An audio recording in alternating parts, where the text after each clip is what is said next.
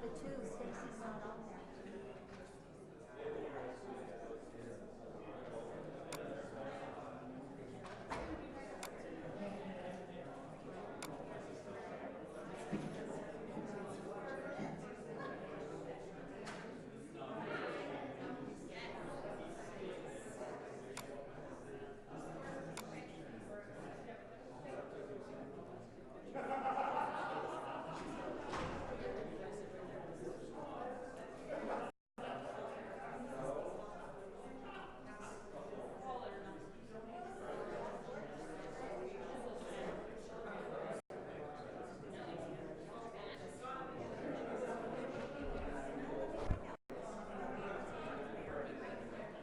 Oh, you talked to him?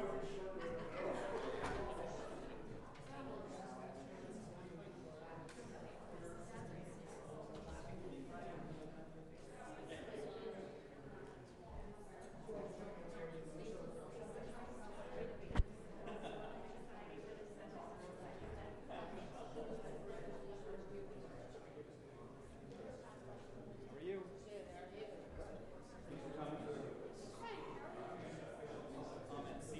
Yes, we did. So get your butt down here. They make me say stuff all day. Do they? Yeah.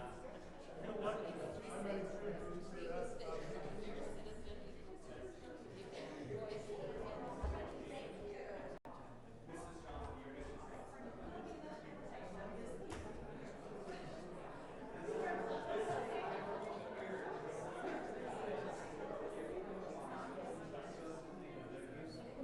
hope so.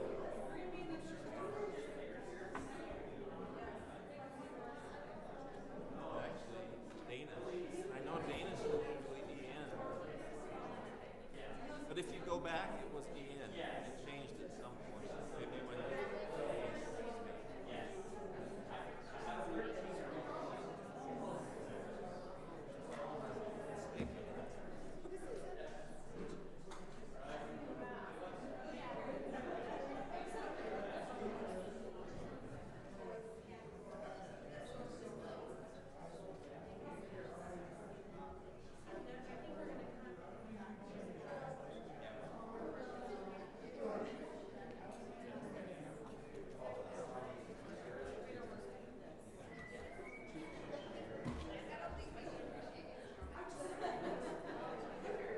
What you decide?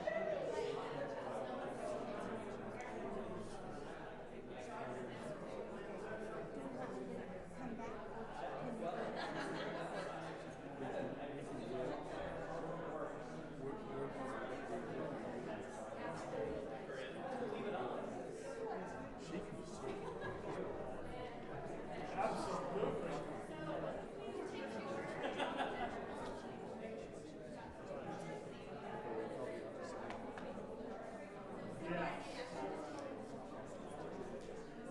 So should we tell her to come back?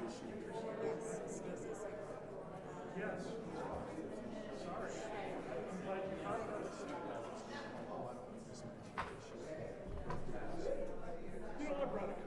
Do we want her to come back in October though? Okay, great. We look like we planned it. Oh, it's 6 now.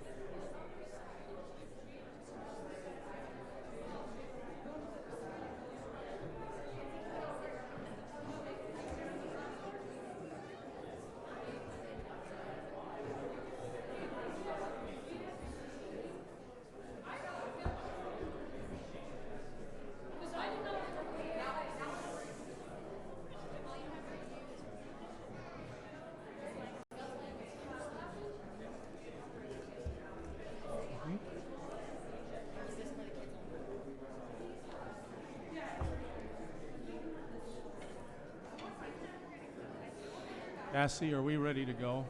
Okay.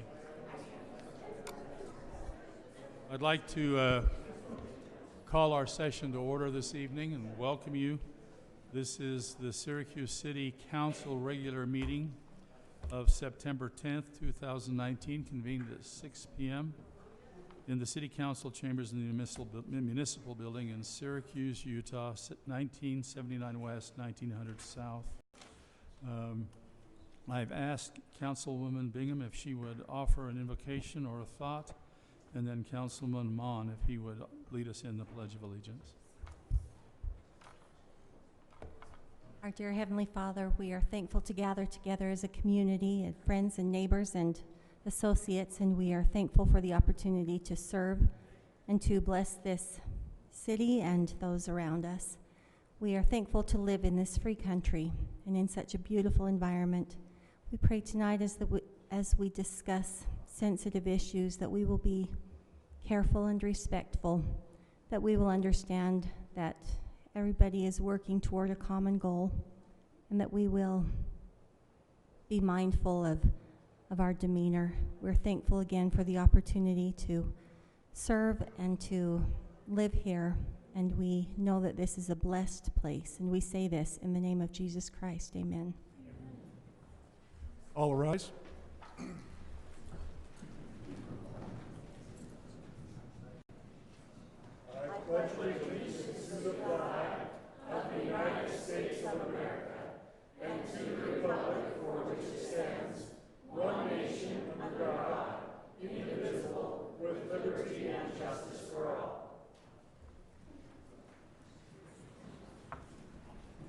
Thank you. Appreciate that. Council, we have an agenda before us. I take a motion to adopt the agenda. So moved. I have a motion by Councilman Mon and a second by Councilman Savage. Any discussion, Council? All in favor? Aye. Aye. Any opposed? Cassie, would you record that as unanimous? We have on our agenda tonight the joint proclamation dated 19-01 declaring October 1st to be Breast Cancer Awareness Day in the city of Syracuse. October is National Breast Cancer Awareness Month. I don't know if you're a follower of Major League Baseball, but Major League Baseball has been celebrating in the month of September National Childhood Cancer Awareness Month with the wearing of a yellow ribbon. After some discussion with the council and in a work session meeting, we feel it is important for us to, in our leadership role, to focus this community's attention on the welfare of the women that live here. In general, that disease affects our sisters and our mothers and our aunts and our grandmothers. However, men, don't turn your ears off. I'm not wrong, Corinne, that it also affects males. And I can witness that because in my own family, I have a brother who has battled with a malignant breast tumor. Council, any comments on this before we would ask for a motion? Hearing and seeing, I'd ask we call the question. Mayor, I make the motion that we accept the joint proclamation 19-01 declaring October 1st to be Breast Cancer Awareness Day in Syracuse City. I have a motion. Do I have a second? Second. Second by Councilman Peterson. Any further discussion? All in favor? Aye. Aye. Aye. That appears to be unanimous. Cassie, would you record that? We'd like to recognize some folks tonight, and I've asked Dave if he would be voice for this group in recognizing the Syracuse Arts Council. Dave, would you do that?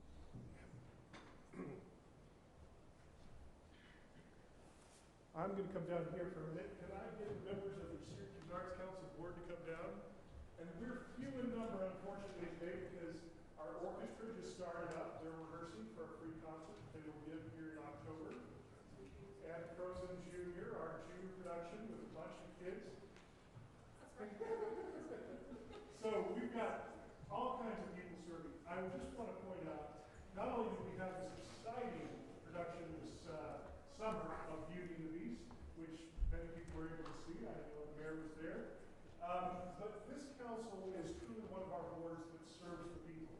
It's a lot of work, but we have a city orchestra that's completely volunteer, a city choir, a city jazz band, and all of these groups perform free concerts regularly for the public.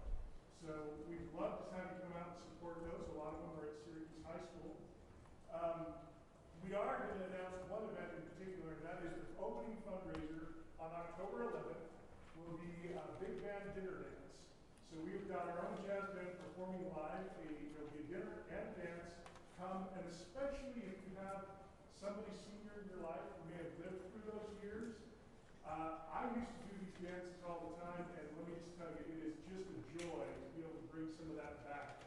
If you ever had some of that as the original part of it. And if you weren't there, because maybe you're just a little bit too young, like me, then come and enjoy this, because it's going to be fabulous. All right, so right now, just want to thank these people. We have 3 of our board members here, Tara, Leanna, and Russ. This is a board that serves the public. We just want to show them our appreciation.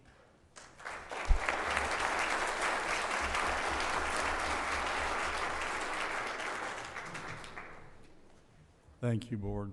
We appreciate all you do. I've been an attendant of everything you've done pretty much, and it is of high quality and getting better. We appreciate that. We have a recognition tonight of Black Island Farms. I've asked Councilman Peterson if he would be the voice for this, and Cresta, would you join him?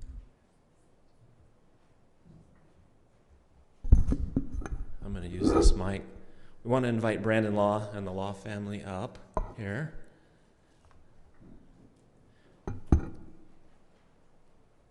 So each year we have a pumpkin walk, which is a pretty successful event here in Syracuse. In fact, this year it's coming up on October 24th through 26th. And a lot of work goes into it. Cresta Robinson, our Parks and Rec director, and her group put a lot of time into this and organizing it and setting it up. And volunteers carve the pumpkins and do a lot of work that way. But we could not do this at all without the Law family and Black Island Farms. They contribute all of the pumpkins.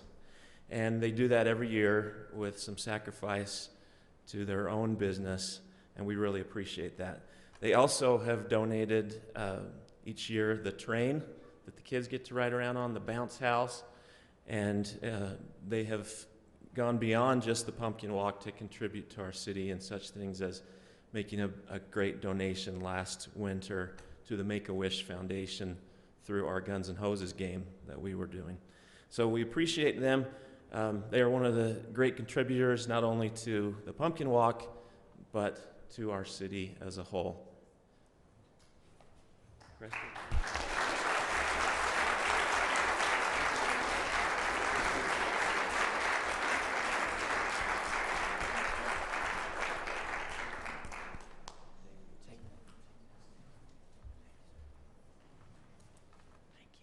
Thank you, Brandon. I've been told that I'm sitting too far away, and I'll try to correct that. Can you hear now in the back? Is it better? Okay, thank you. We have some items of common consent, maybe for the benefit of those that don't attend regularly with City Council meeting.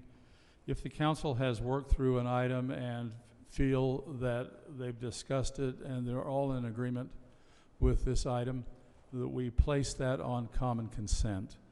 And what we are working through on common consent in the evening is Resolution R 1937, appointing Nick Weber to the Syracuse City Planning Commission. Item B, Resolution 1938, appointing Taylor Adams and Brandon Shaw, and we have a faux pas, and oops, because we've got one more, huh, Lori, in the works that we'll be back to you with an approval to join the youth court, and a proposed Resolution R 1939, appointing Sheila Worley to the Syracuse City Arts Council Board that we just recognized. Council, we have these all on common consent. I'd entertain a motion. Point of clarification, is our planning commission is full, are they not? So this would be an alternate position? This is an alternate. Does it need to state that in the motion? Paul, can you weigh in there? Yeah, I think the resolution lists it Yeah, the resolution will be adopted Okay. as long as it's listed there. Should be fine. So I'll go ahead and make the motion that we adopt proposed resolution R 1937, R 1938, and R 1939, appointing people to city councils as described. Do I have a second? Second? Second by Councilwoman Bingham. Any further discussion, council? All in favor? Aye. Aye. I heard no opposition. Cassie, would you record that as unanimous? We're at item 5, the oath of office to the youth court, and I've asked Lisa if she would introduce this for us, You want me to stay here or go down to the pulpit? wherever you feel most I'll sit comfortable. I've had an opportunity to be a liaison with the youth court and youth council, but specifically the youth court I attended, and it's a life-changing opportunity for these kids. What it is peers inviting other peers who are struggling at some point in their life, who've received a ticket or have gotten in trouble with the law, and they are invited to come here as an opportunity to remove the tickets from their own record in order and do things in lieu of what would normally occur. They stand here with their parents. They work through issues. They are expected to pay for their own fees. If their parents pay for them, oftentimes they'll be required to do a job and a big job to pay them back. This is purely if they want to. Once they've been here, they aren't required to continue on. They can go back to and choose another way, but I think it builds relationships with parents, with the youth, with those who might just be in a spot in their life where they really just need a second chance, and this is an opportunity for that. And we've seen some tremendous benefits with this, and we've actually had other cities look to our city and as an example of how to implement a youth court. So we have Lori Smith, who has been an exceptional advisor, and she has started to, do you want to come up, Lori? Yeah. And she has advertised for some extra advisors. I want you to know this is all volunteer. This is something that she does out of the goodness of her heart and with her very busy schedule of working and being a mother and wife and all of the things that entails, which is an enormous blessing to our city. We have 2 people, Taylor Adams and Brant Shaw. Stacy Johnson, we inadvertently left her name off of our list, and so we're so sorry about that. We'll get to her next time, but she can start working in that capacity. But we'd like to invite them down. And Cassie, are you going to administer the oath? Thank you. And can we have the youth join us that need to be sworn the oath?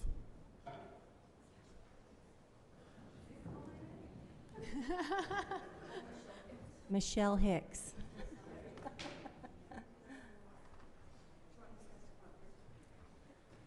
Mayor, yes, yep, that would be great. This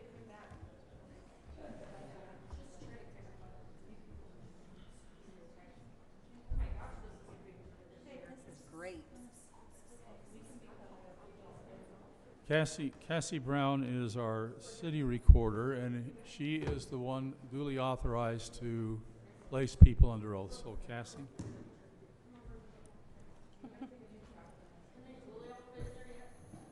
Alan. There you go. Okay, ready? Okay, everyone raise your right hand and repeat after me. I state your name. Do solemnly swear that I will support, obey, and defend the Constitution of the United States and the Constitution of Utah, and that I will discharge the duties of the office of Youth Court Member or Advisor with fidelity. Okay, thanks. Thank you.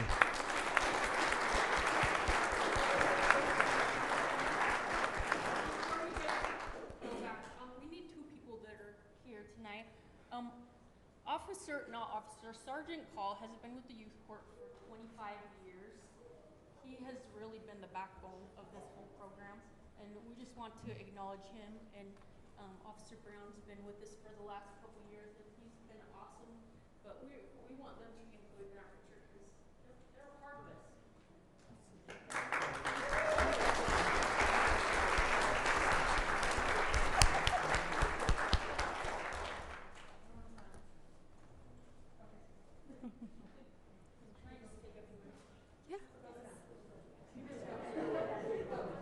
You're on the agenda for this. Well, for now, for a few minutes. So I didn't know how many people like the youth court. You guys all showed up to see me. No, I just really want to take a few minutes just to thank people for being a part of our youth court. I've been doing this. This is going to be my 6th year, and I am a very busy person. I'm a contracting officer, federal probation. I'm a full-time mom. I have a 3-year-old. I do Cub Scouts, and I've been a little bit overwhelmed. And I asked for a little bit of assistance this year, and put it in the magazine and on Facebook, and I was overwhelmed with all of the responses that were the people that were willing to come and help us with our youth court. And we have 3 new people that are going to start with us, and I want to thank them so much for their willingness to be a part of this because it is volunteering and it does take a lot of time. It's something that you just can't take away though, because I was gonna leave last year. I was gonna move to West Point, and sorry, something kept me here, and I could have stepped out, but I can't. It's a satisfaction in my life that it's overwhelming to me. And every night that we have court, I go home thinking, wow, look at what we've done again. We're changing lives one kid at a time. And you saw how many youth volunteered tonight.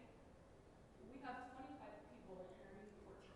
And I had the opportunity to go and spend time with them, most of them this summer. And it's just an amazing group to watch. We had a lot of newcomers, and it always makes me a little bit nervous when you have new people because you feel like sometimes they won't fit in. But this group took every one of those kids and welcomed them with their loving arms, and there was not one kid that didn't feel left out. This is just an amazing group, and I want to thank the parents for raising your kids to be such outstanding members of the community. These kids are trained to look for the good in people and look for the good in situations. And I read a quote the other night that said, everybody has good in them and every situation has good in it. You just have to find it. And these people are amazing. They sit there and listen to these cases and they hunt out the good in these kids. These aren't bad kids that are sent to us. They're just some kids that have made some bad choices. And our program isn't about punishment. We're about educating them, teaching them to make the right choices and get them on the right path so that we can steer them in the right direction. And every one of these kids, I'd put them up against anyone again.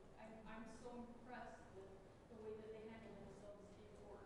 If they were like Judge Judy, I'd totally put them on their own show. They every time I watch them.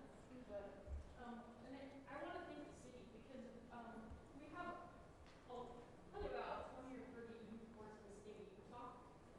Syracuse City is one of the only cities that supports the youth court like they do. A lot of these cities don't support the youth courts, and they have to go get funding from other places. So I just want to thank each one of you guys for supporting us and being there for us. Anyway, our youth court is all about changing lives, and they're doing it one at a time. So thank you so much for being part.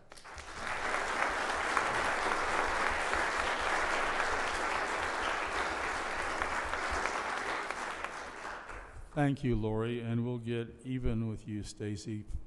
Apologize for a bumbling mayor. Thank you. We'll allow that group then to leave if they choose. We are at the point where we are going to open this meeting up to public comment. Before doing so, however, I would like to take just a minute and thank you for coming and showing interest to the discussionary items that are on the agenda or not on the agenda. Grateful for your input, and it may seem to some that we don't enjoy input, but we really, really do. Now, as this group is exiting, what I would like to ask is I've asked Paul Roberts, our city attorney, to review a little bit about Robert's Rules of Order and parliamentary procedure, a little bit about how it's practiced in government for our edification tonight, so that we can function under those same rules. Paul, could you enlighten us a little bit on those? Yes, thank you, Mayor. Utah law directs that councils should adopt rules and regulations for the efficient administration and conduct of business during council meetings. A controlling federal appellate court has also held that orderly and efficient meetings are in a significant government interest. And another court noted that while city council meetings are open to the public, they're still governmental meetings with a governmental purpose. The council, through the mayor, who presides over these meetings, may appropriately limit certain activities that have an effect on disrupting the meeting or becoming redundant. Rule 2 of the council's rules of procedure, which were adopted by this council long ago, vests the mayor with an unenviable duty to preside at the meeting, to maintain order at meetings, to move the agenda along, to hold down redundancy, and recognize speakers and council members prior to receiving comments. He's also charged with ensuring that people do not disrupt the meeting under Rule 4K. As the mayor mentioned, this council has adopted Robert's Rules of Order, generally where the specific rule doesn't apply. Robert's Rules of Order in section 61 indicates that participants and attendees of meetings have an obligation to obey orders of the presiding officer in matters of decorum and order. There's a time for ceremony, as in recognizing the contributions of the Arts Council or youth court members, and a time for taking comments on matters of public concern. As provided in Robert's Rules, the mayor has specifically asked that during periods of public comment, individuals should address their remarks to the presiding authority or the mayor, maintain a courteous tone, avoid personal attacks or alluding to motives of members of the body. Comments are limited to 3 minutes in length, and council members and staff will not be answering questions. It's a time to receive comment. This meeting, we were anticipating some public comment. We've reserved the front row of seats, just middle front row section, for those who wish to make public comment. That's not by way of limitation, but more of a means of traffic control. If you've been to some meetings, you may see what I think of as public comment chicken, where people don't know if they should stand up or not, and they wonder, and there's a lot of dead time. So if you're interested in giving comment, please, at this time, you can come forward and take a seat. When there's an empty seat, just come up and fill it. When your time is done, please go back to your seat and make room for everyone else. It's just a matter to make sure the meeting flows appropriately. We hope that this will ensure that we can hear from all individuals who'd like to be heard tonight in a timely manner. You're also asked to refrain from applauding, booing, or speaking during or after others' comments.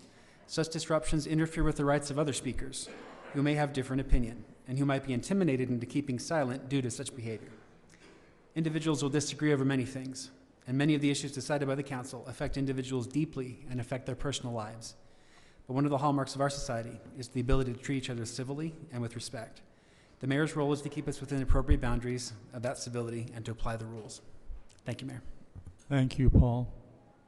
That said, we will be opening public comment here in just a minute, and because I'm an old, almost 70-year-old man, I need some help in helping me understand who's next. So, Sergeant Call, could you come forward, and I'm going to give you a little ice cube that won't melt. Would you come forward, and would you present it to the gentleman that's here in this seat right here?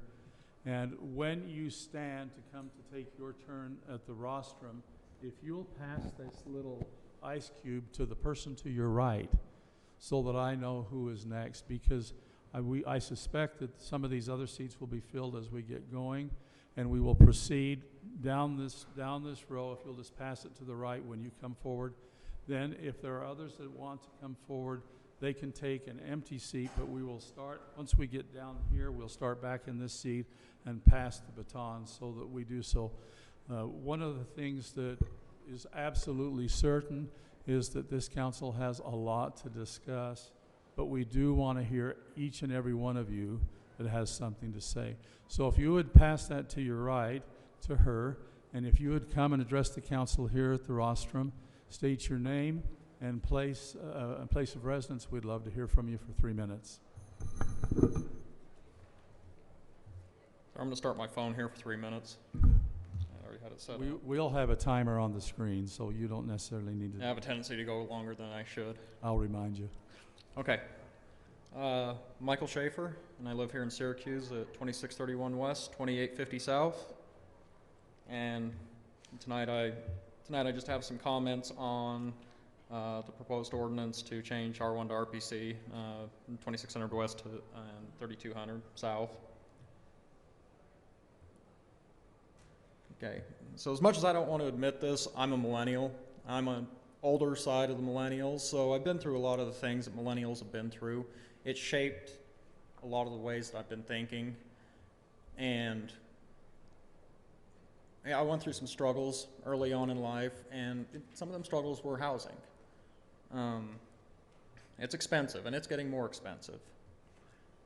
Now, while I agree that we do play a role, and we should provide affordable housing, adequate housing for the booming population along the Wasatch Front, particularly in our area in Davis County, I don't believe that that should be done on any open piece of ground. What I believe is there are certain areas that are closer to main thoroughfares and other areas of the city, and I'm not opposed to any sort of quote-unquote high density. We've minced words on that stuff left and right. It's just where it's placed. And so that would be my biggest concern, is just where it's placed versus, we have major roads. We have Antelope, we have 193, 2000 was just widened. We have areas that, really does make sense to, allow these kind of things and to build the city from the inward out. And it is nice to have a developer that is willing to put the amount of effort in to putting this kind of thing in.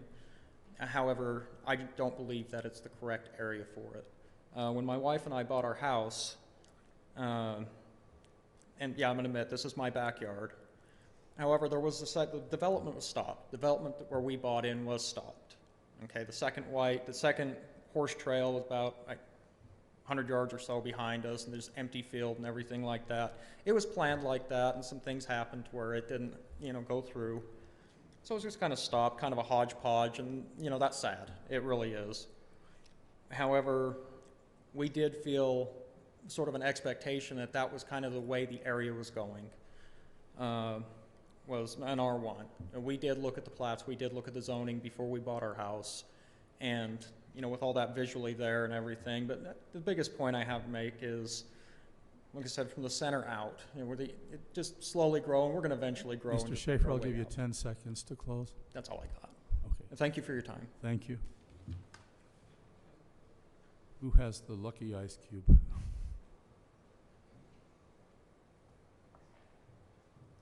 Hi, I am Ana Garcia. I live at 2543 West, 2700 South. I am very against the high-density housing that is planned behind where I live. For personal reasons, I kind of like the view that's there now, so if nothing ever happened, I'd be happy. But, that's probably not realistic. I think that it's a mistake to put that back there, because I don't think that the people that are going to live in those houses are going to get along with all of us that already live there. It's agricultural now. I think it should stay agricultural. I am against it because I work in Salt Lake. I get on the freeway every morning on Antelope Drive because I have an express pass. It's easier to get all the way over to get into the express lane on Antelope. I come home, I get off on Layton Parkway, drive down Gentile, go down Bluff, go to the roundabout and go home.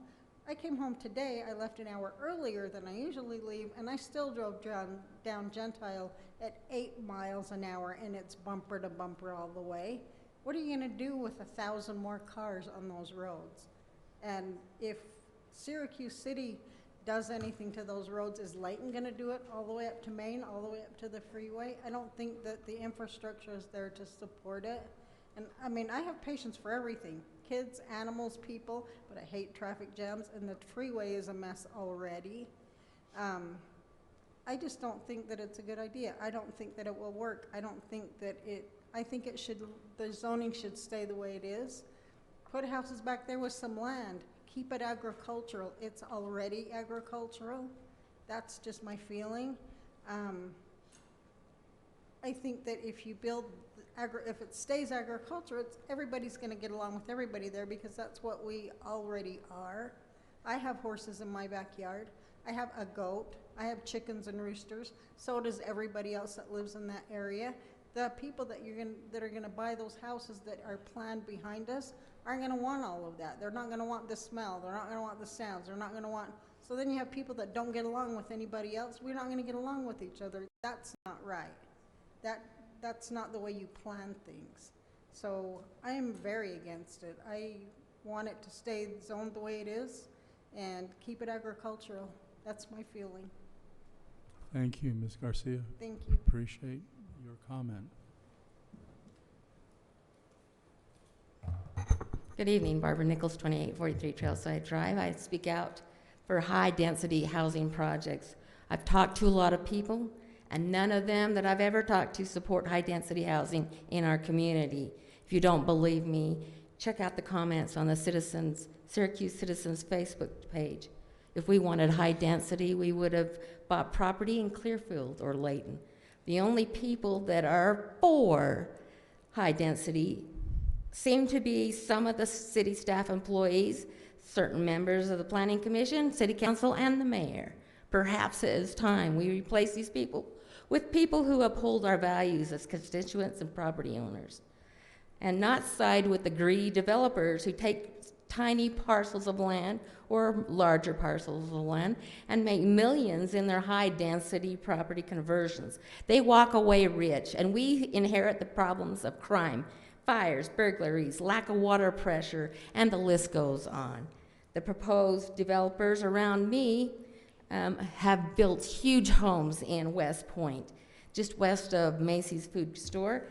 And so it isn't that he can't build single-family structures. That would be a nice asset to our community, but he chooses not to increase his bottom line. Now remember, blight will spread. Just look at Flint and Detroit, Michigan.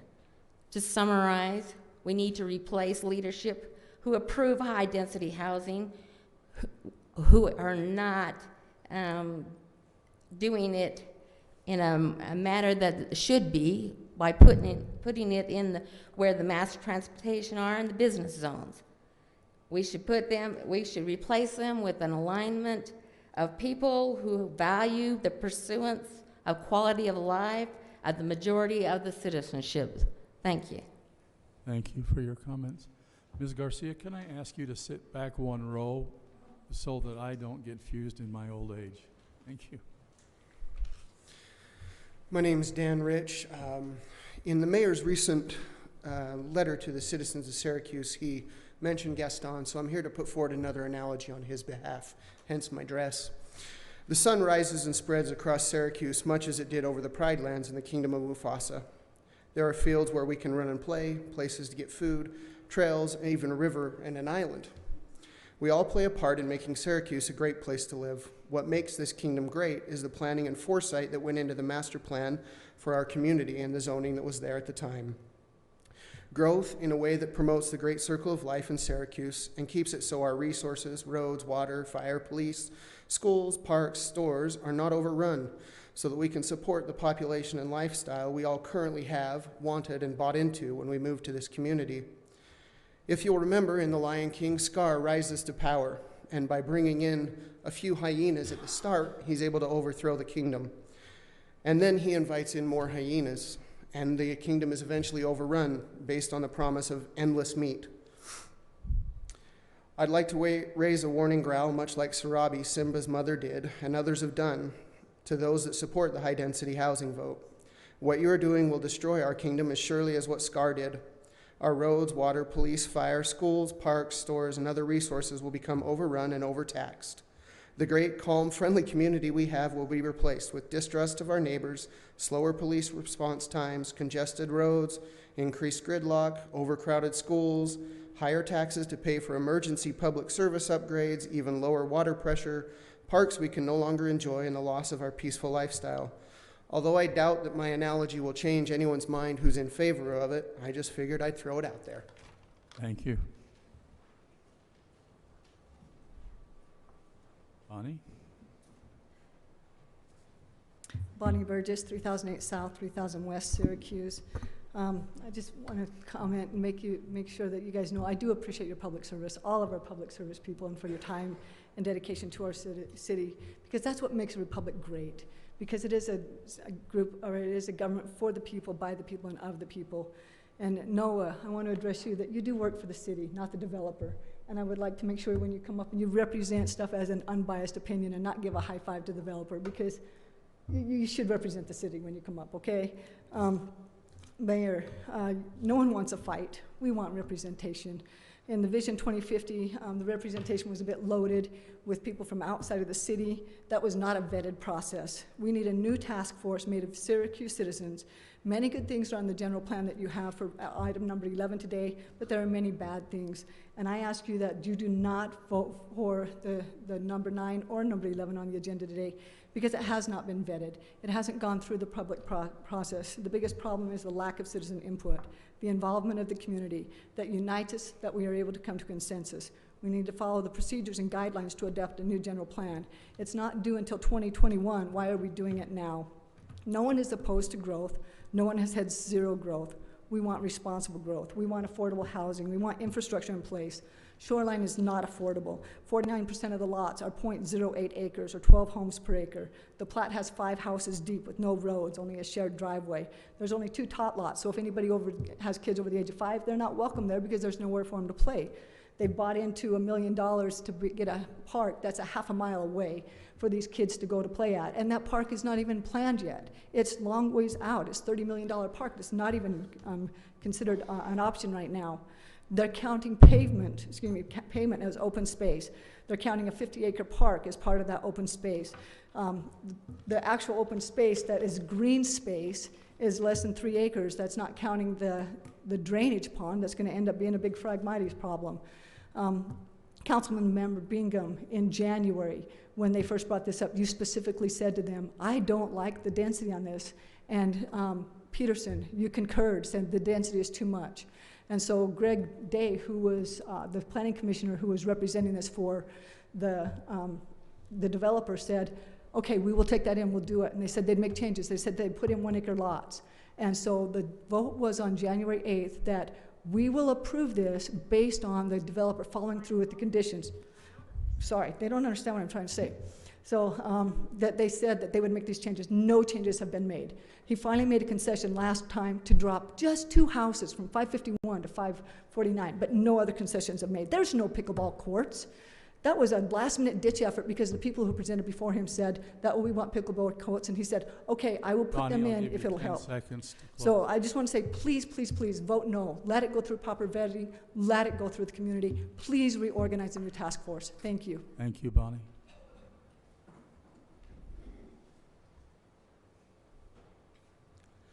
My name is Don Nelson. I live on 3177 West, 2700 South. I do not live within the boundaries of the city, but I have 3 properties within the boundary of the city, and feel like I have vested interest in this meeting. I live just barely to the west of where this wannabe development is planned to be built. I'm not for urban housing. I think a family needs to have a little yard around them and not just a little piece of a yard. And my wife and I moved to Syracuse because of the openness of it. We bought a home on 1700 and we bought actually 2 homes on 1700 on 10 acres. And eventually we got squeezed out in both directions. Developers built on both sides of the property we had, which was quite deep, and then the state widened the road and moved us out. And so we moved down here on 2700, which again was a rural place. And we've enjoyed it here, we've raised our family here, We have liked Syracuse, but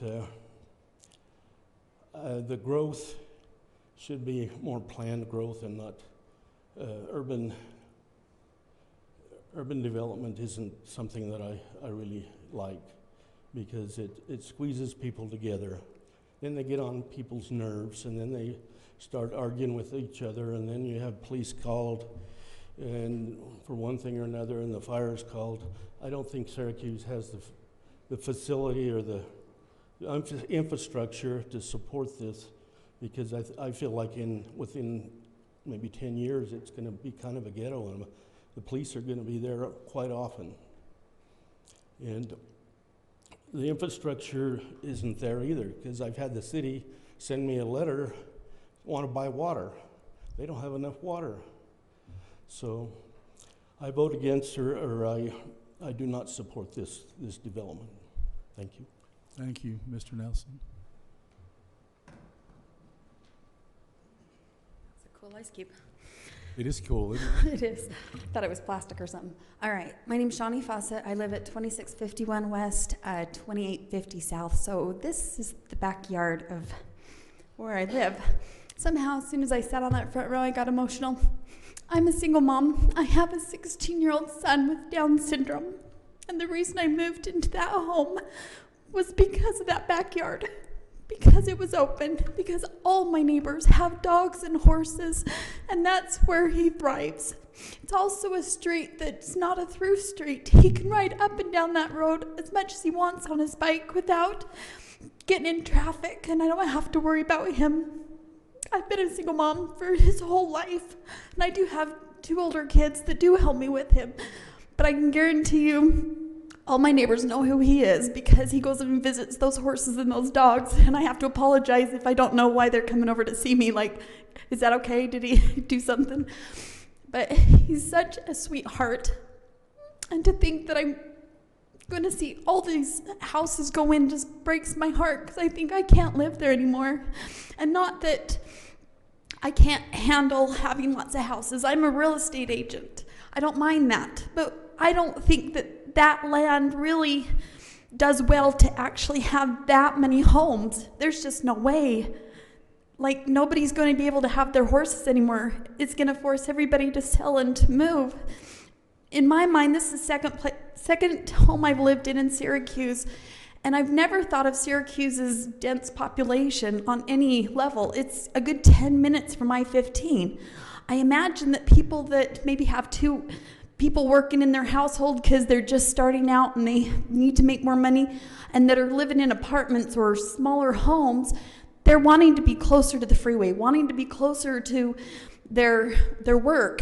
Whereas Syracuse has always seemed to me like a place a little bit more relaxed, a place where people don't mind driving 10 to 15 minutes to get home because it feels so relaxed.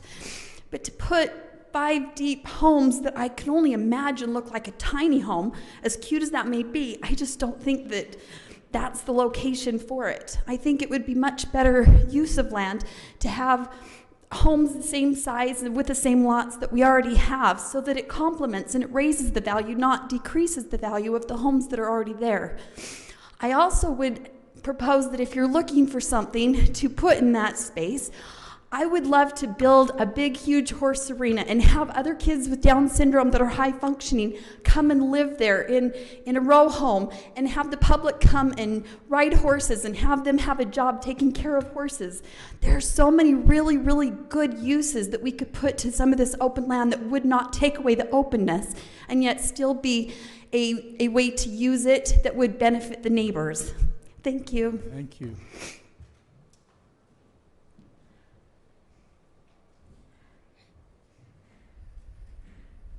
That's a hard act to follow. My name's Trent Cheney. I live on 3000 West, 2833 South.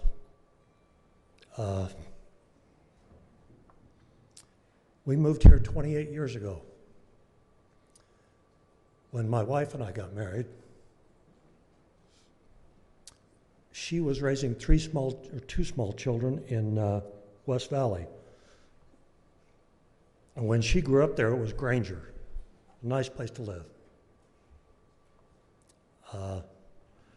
Nowadays, not so much.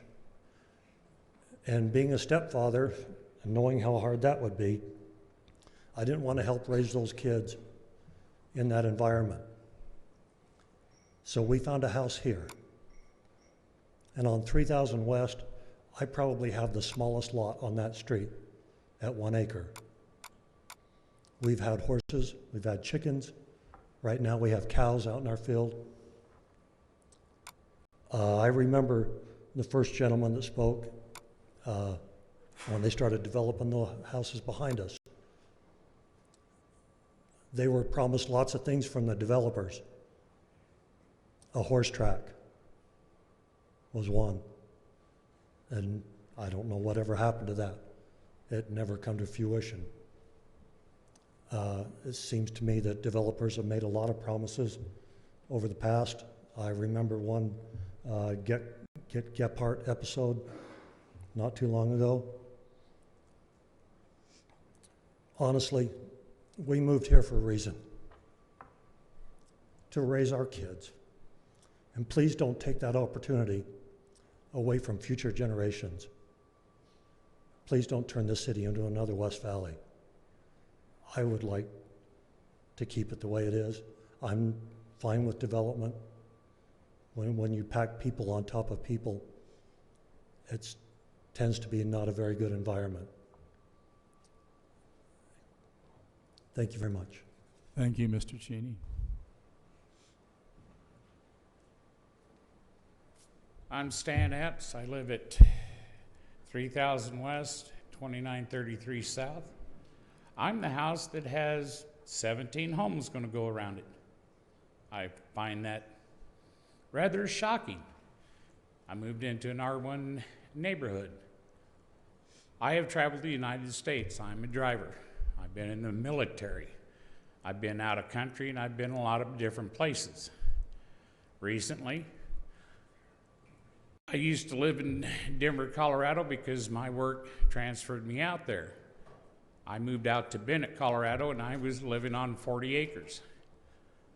Since I left Bennett, Colorado, up by the freeway, they put in a very similar proposed housing development, R4, dense populated housing. Same as what you guys are seeing right now, where the eaves almost touch and there's barely a mow strip, no backyard, no place to play. They completed this project 3 years ago. In that 3 years, 5% of the homes have gone back to the bank. No one's living in them. 30% of the homes have got for sale signs out in front of them. They're not able to be sold because they're $390,000 homes. Once the word gets out that you put a nice little residential thing in it, oh God, the builders can make them look great. It looks great on paper, looks great in the whatever. But when all the application is being filled, when you put it down to brass tacks, all of a sudden, your kids, if they do something wrong, parents are fined. Every time they turn around, the HOA is going to be fining them. A lot of people are just walking away from those houses.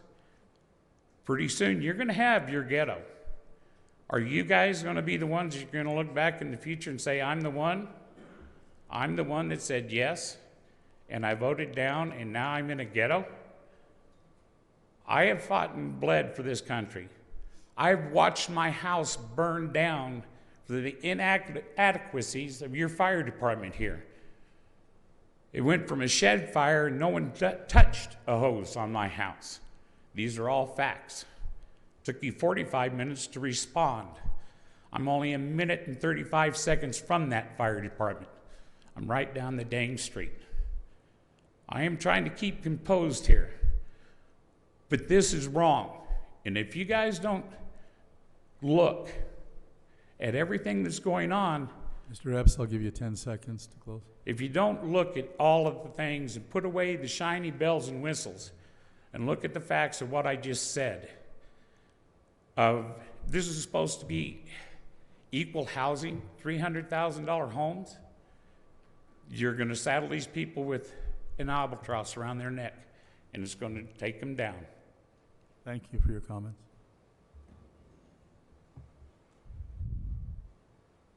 I'm sorry, but I'm going to change the attitude a little bit.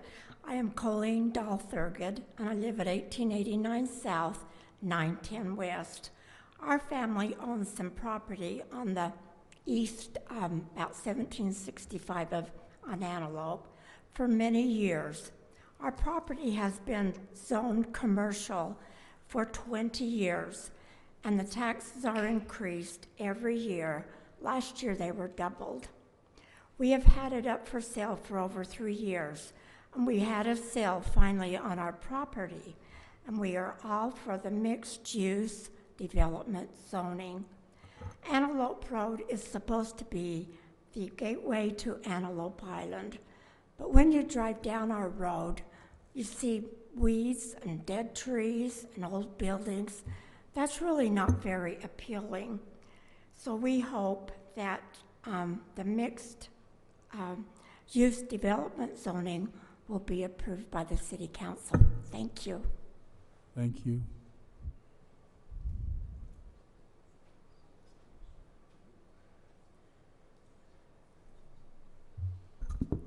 Yeah, I'm also quite positive on the idea of mixed use. Val, would you state your yes. name and place of residence? Val Dahl, and 1137 West, 700 South. It's the part of Syracuse in the northwest corner that's called Clearfield. We're probably going to be annexed someday. You never know. We've tried. But Aunt Colleen has mentioned basically the situation with our property. And as I've been in meetings the last few years and studied this, I have become more and more in favor of some mixed use, you know, more high density, if you want to call it that, but mixed use. I appreciate the millennial that talked to us, and there's a lot of millennials that would like to have an apartment to get married and maybe have their first child and then move out into a home. But there's nowhere for them to go now. They don't have housing. And many of them have to leave Syracuse to find housing. If our kids want housing, temporary housing when they're first married, that apartment complex is a great way to keep them here in Syracuse and allow them to have some housing that's affordable. And what's been proposed on our property is different than, I don't know what's down on the other one that's been talked about so much. But ours is right on the Beltway. It's on Antelope Drive. It's right next to where the buses could pick people up. They could make it to work. It's a very convenient place to get, you know, they could walk to Walmart. They could, you know, it's a convenient place for millennials and young marrieds to have a home. And I think it's a great thing for them. And I hate to see a lot of it because they are big buildings. But I think the middle of Syracuse like that could use that kind of a building and have some higher density. It's an HOA, therefore it's taken care of. It doesn't look run down. There are people that want to be there that can't afford a home yet. And it's just a perfect situation for those that need that kind of mixed density housing. And I'm very much in favor of that in the right place. And I think in the middle of Syracuse is a great place for that. I think it has a lot of things going for it. Thanks for your time. Thank you, Val.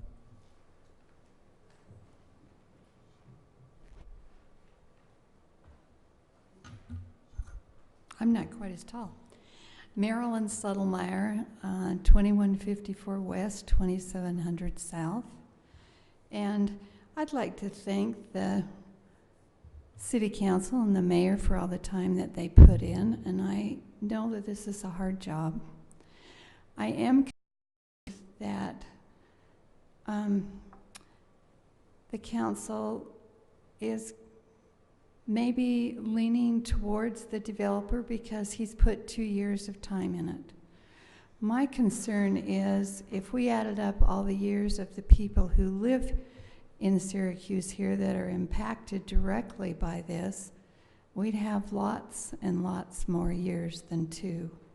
And I feel that it's going to have a definite effect upon our life. I am so concerned about those who are going to be fenced in with all these small houses, not only their property value, but their life. And I don't feel that that has been looked at enough to say, what is the impact on the people who live right next to it? How is this going to affect them? Is it going to be adverse? Mostly I say yes. I am concerned about that, and I'm concerned about the general plan being changed again on number 11. I am concerned about number 9 also. I think that we need to have more input from the citizens and let them come and give their ideas. I'm not against growth. I am against this growth that takes away what I moved to Syracuse for 6.5 years ago. Open space, agricultural, we're able to have animals, and that knowing that it was R1 and people had to have 1/3 of an acre minimum for their home. Again, I thank you for your time, and I appreciate your service. Thank you, Marilyn.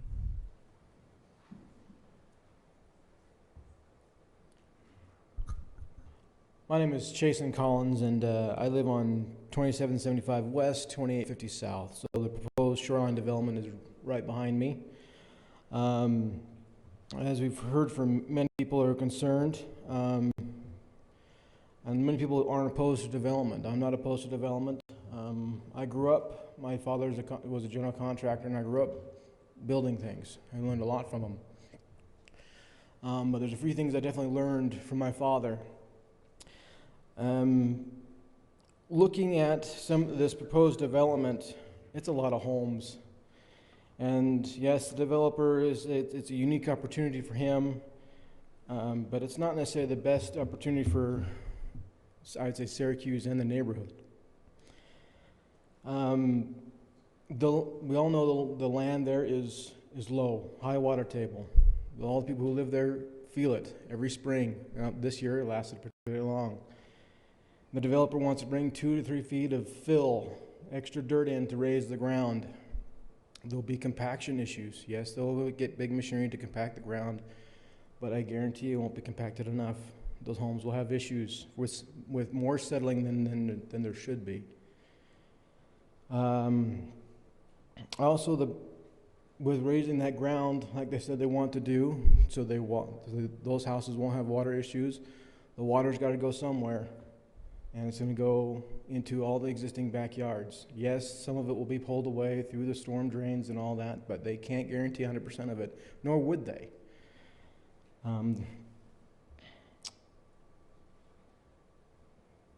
Also, another problem with this type of building, the last time our last housing boom was great, but there's been issues because of it.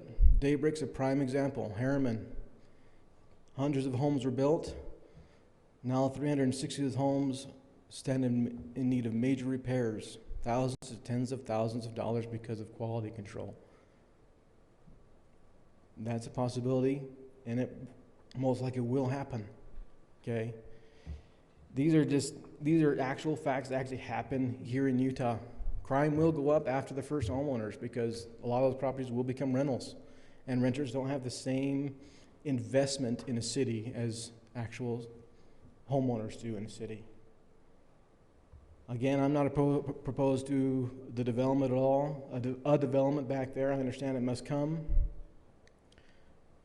but this will fundamentally change Syracuse. I moved out here with my family November of last year because of the space, because of the land, to give my children different opportunities that is not, because I always think about my childhood, and I want them to have a similar childhood, and I think everyone else would agree about for their children.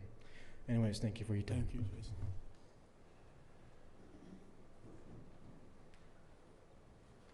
Brent Burgess, 3008 South, 3000 West, Syracuse. And Mr. Mayor, I'll do my best not to be redundant. I think I've got some additional ideas.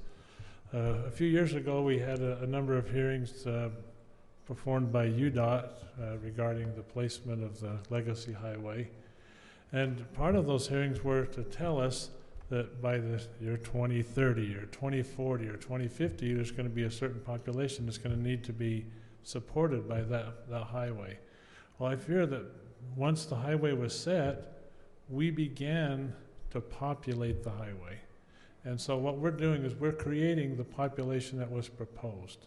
And so we look at an off-ramp and we say, hey, there's an ideal place for a bunch of houses. We're doing the growth, and I think it's not managed well enough, and we don't know the consequences long-term of that growth. It's just way too dense. Sorry, Mr. Mayor, I said that again. Secondly, I have a degree in meteorology. I've been studying this area for a long time. While I don't have documented evidence, I can certainly start working on it.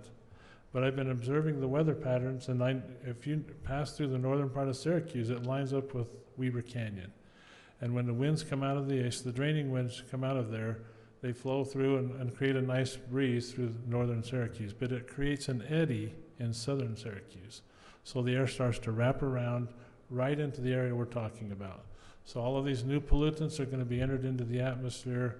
We don't know how bad it's going to get, but I'm sure it's going to be a lot worse than any of us could imagine.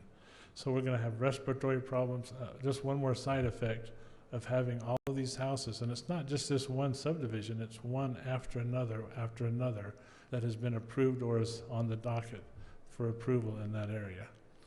Lastly, I'm a developer in that area. 20-something years ago, I decided to build a house on 3000 West. I acquired some property from my father, and I obeyed the rules. I got a 1-acre plot, and that's what I was allowed to get. I didn't ask for a 5th-acre lot, so it would cost less.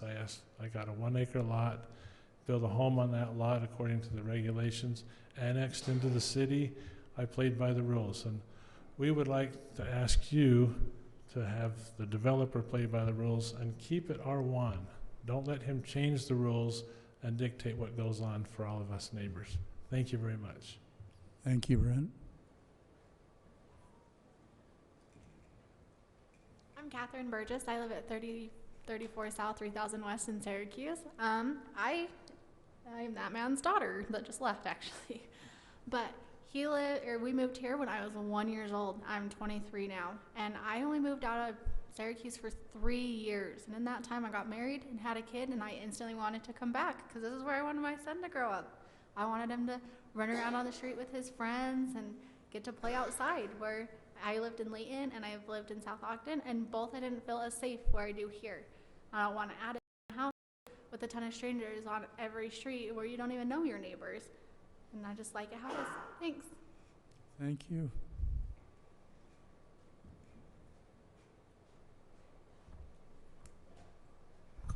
Hi, my name is Faith Woodhouse. I live at 1668 South, 1250 West.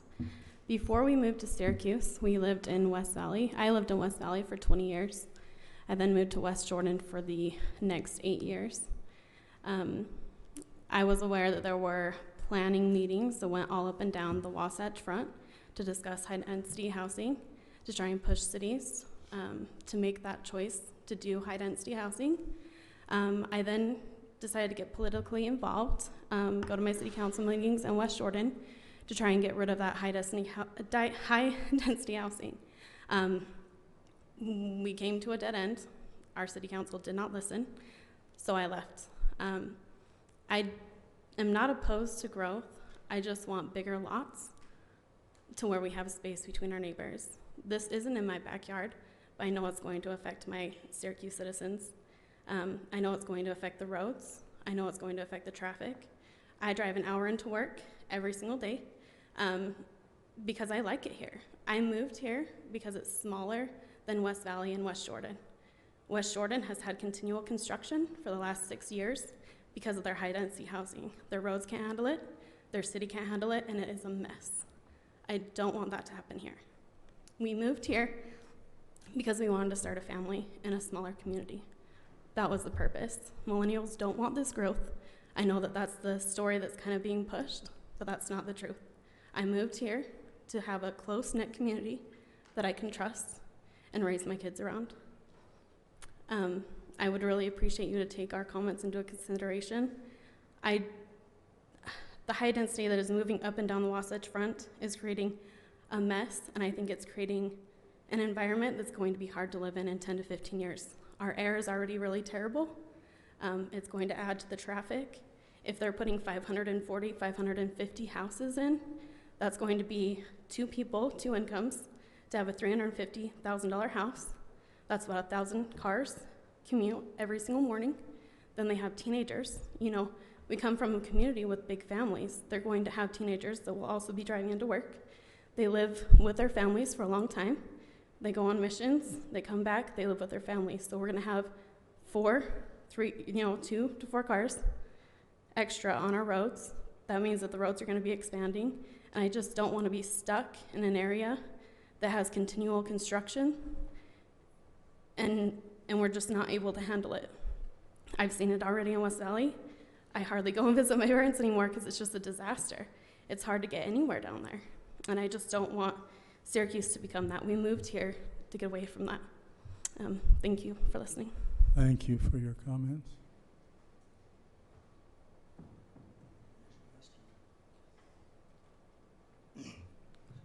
Stan Amblin. I live at 3454 West, 2700 South. I have lived here my whole life, as have you, Mayor. And I cannot believe that Syracuse is even considering a high-density subdivision. It makes no sense. We don't need it, and most of us don't want it. So with that being said, I will ask you this question, Mr. Mayor and the City Councilman. Would you trade your home to move to this high-density subdivision? I doubt very much you would. And if the answer is no, the answer to this subdivision should be no as well. Thank you. Thank you, Stan.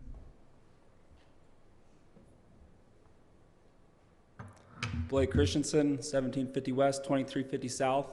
I was born in Syracuse in a small little street with big property on the houses, and then he came in, put a big development down there, a bunch, not anything like what this is, but put a bunch of other houses in there, and we moved out as fast as we could. Now I've found myself back because it's still a great area with great property. But anyways, I first want to thank Bonnie for straightening something out for me. I was here for the first time ever attending a council meeting last month, and I actually thought, Noah, that you were the developer's lawyer. So thank you, Bonnie, for straightening that up and letting me know that he's not on his side. Second, someone got up here and mentioned that this is all about greed and money in the pockets of the developer. And I was watching him when that was said, and he looked up with a smile and kind of smirked. And I mean, quite frankly, he's not from our city. He doesn't live here, so he can't know what's best for Syracuse. The citizens, your constituents, know what's best for Syracuse, and nobody wants this. The vast majority does not want this. And quite frankly, it can't be for any other reason but money. There's no other reason to build houses like this. And, you know, I want to thank Lisa because I was not going to get up here. This is not something that I do. I did not want to say something, mostly because I believe it's pointless. I don't believe that we're listened to. I don't think we affect change in your hearts. I feel like you have your decisions made on what you're going to vote. But, you know, Lisa, your post on Facebook made me want to get up because I realize that you listen.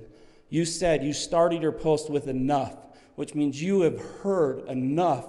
So many people tell you that we don't want this. Your constituents that voted you in, all of you in, don't want this. And thank you for listening. I'm excited to see your vote against this tonight. Thank you.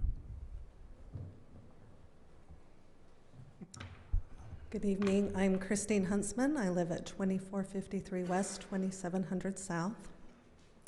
I'm totally out of my comfort zone being up here, but I just want to look at each one of you and have you really think about this and what you're doing to our community if you vote yes. I've lived here 20 years, and I just can't imagine even pulling out of my driveway to be able to get up to the roundabout and what the traffic is going to be like just to go up that road. And I moved here for farming communities for the space that we have. And I know that growth has to happen. We've heard that here tonight, but it can be done in different ways. This is just too many houses in this area to be putting in that small of space. Thank you. Thank you. My name's Kurt Jones. I live on 956 St. Andrews Drive. This is close to my backyard, but it's not directly. I'm opposed to this because of the amount of growth that's just popping in there. The biggest issue that I see is the safety issues. Living in HOAs in Taylorsville, like has been said earlier, you end up with more renters who don't take care of the property.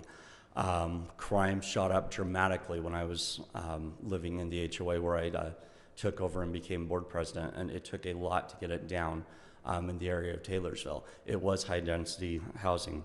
The issue that we're facing also here is that as we grow, there is more cars out there. We've seen it on the south end of our city as is. Each morning when I'm out there, I regularly use the areas that we're talking about in development. I bike out in that area, and people don't pay attention to you as you're out there. It is starting to become dangerous with the little growth that we have. I'm not opposed to growth. We do need it, but this is too much for the area. It's just going to make it so that people aren't going to be able to utilize the area. It's also going to impact the wildlife that's out there. We do have the bird migration that comes through that area each and every year.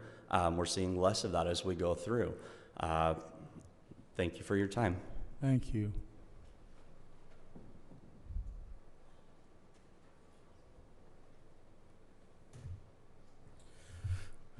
My name is Randall Hanson. I live at 2785. I can't remember where I live. 2785 South, 2675 West. I've heard a lot of the arguments, discussions on the one side. I haven't heard a heck of a lot on the other side. And I would just like to challenge you as a city commission, and if this is already done, please let me know. Challenge you to document and publish how this plan is going to benefit the citizens of Syracuse, even enough to make up the cost that we're going to have. Thank you. Thank you, Mr. Hanson.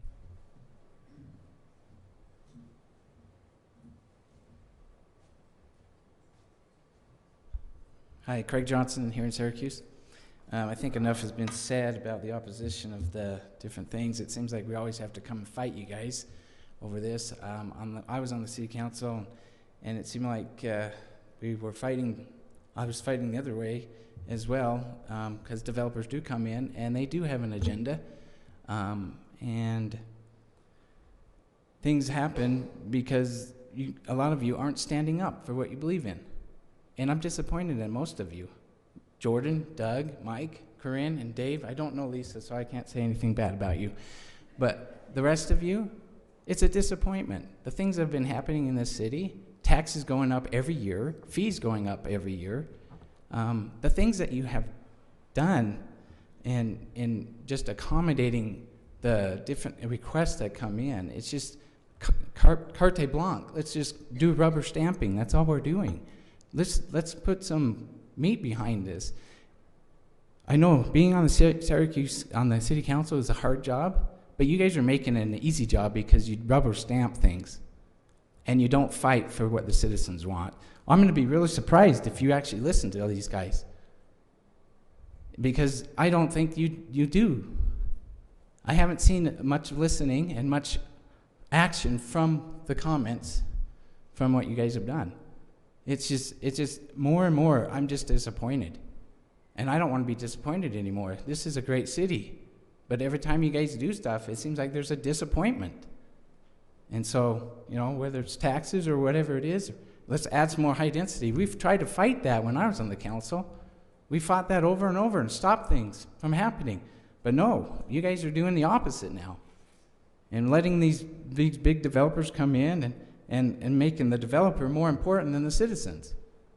And so I just want to, let that out a little bit and let my frustrations out. But I think, and the other thing, I had one more comment, is this utopia. What are we trying to be, socialism again? Let's subsidize taxpayer money for internet? Seriously, come on, people. Let's not burden the citizens, and that's what I see is a lot of undue burdens that are being put on the citizens because of the decisions that you guys are making. Thank you for your time. Thank you, Craig.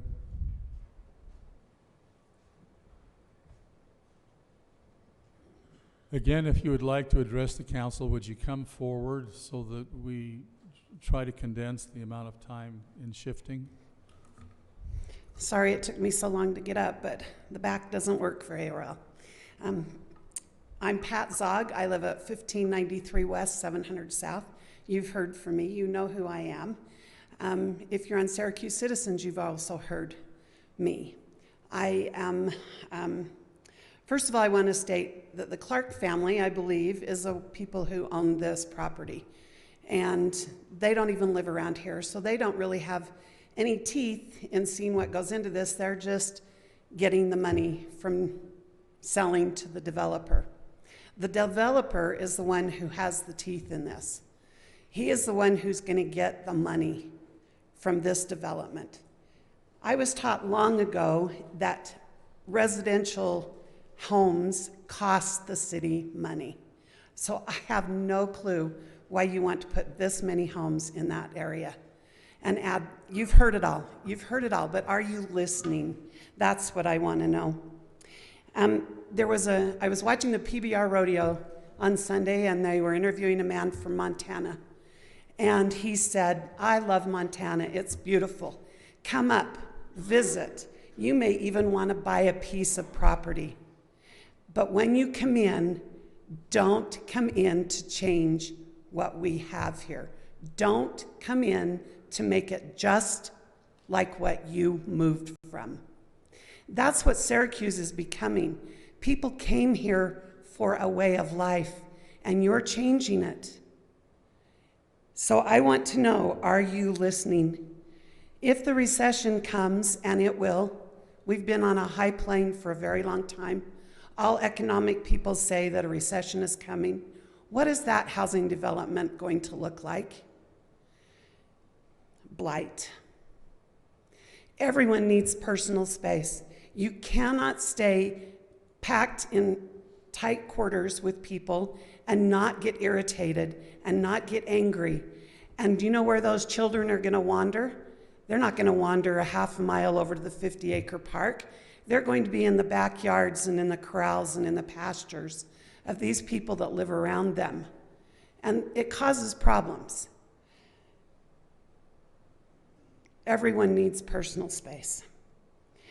So I encourage you. I want to just say that my husband was on the Vision 2050.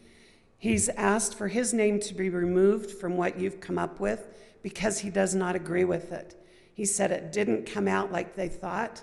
I have continued to ask you, if you want to know what the Syracuse citizens want, do a poll of the citizens. You refuse to take what's on Facebook.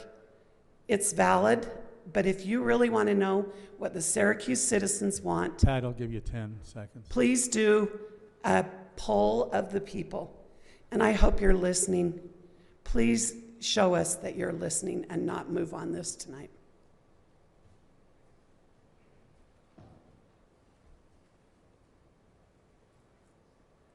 My name is Lorland Knight. I live on 2000 West in Syracuse. I think most of you know me. I've worked with some of you, not all of you. I have a lot of concerns about the development. I think it's very poor planning. My concern is that the planners are doing the planning for the city. I recognize that we need growth, and I think our planners should plan that out a little bit better. There's been a master plan in place, but along with residential, and it's true, homes do not pay for the services they receive. They pay a small portion of it. And so what you're doing to the rest of the citizens and saying, get ready for your taxes, go up again, because the services we'll need to provide for these people will not be covered by what we got. I worry about Syracuse because I see R.C. Willey leaving, a great sales tax revenue source. I see 7-Eleven coming in, not so great. I wonder where that planning is. I see development in other areas. And I think that for this part of the city, it's a poor place for high-density housing. I'm not sure there's a place, we ought to have places where we go that there's not a lot of high-density housing, and we had that in Syracuse. I think there's a good balance. That's why it's so attractive. I'm concerned that what we're doing is not planning wisely for the city. I would agree that we need to listen to the citizens. I agree we need professional input. I'd agree that sometimes we need developer input, but we don't need developers to do the planning for us. It seems like there's a plan, developer comes and that plan's altered, and I'd ask you to, stand up and do that. Stand up for what's right. I was disappointed. I'm going to mention one thing, and it's a disappointment to me, and I hope I don't hurt anyone's feelings that are here. But we put in Jensen Nature Park a few years ago, 8-acre park, beautiful park. The economy went down, we were stretched a little bit, but the council sold 60 acres of that park, and they thought they were going to use that money to pay bills, but that money was earmarked for parks, so it couldn't be used for other bills. It had to go to parks, and it could be used at other parks. But that ground's lost. Now you have a higher density housing area where once we were going to have a park on the edge of town where it would be less disruptive to neighborhoods, but we can have a large major park. I worry now with the high density, we're losing open space. And what happens when we do that? The people who live there will be subject to the standards and the congestion and everything else that brings. People who have animals will be forced to get rid of their animals because they'll be surrounded by so many people. I had a friend that this happened to. People started bothering his animals. They got out. He got sued, so he lost his animals, he lost money. Just be mindful of what we're doing to that community and look at some smart planning for Syracuse.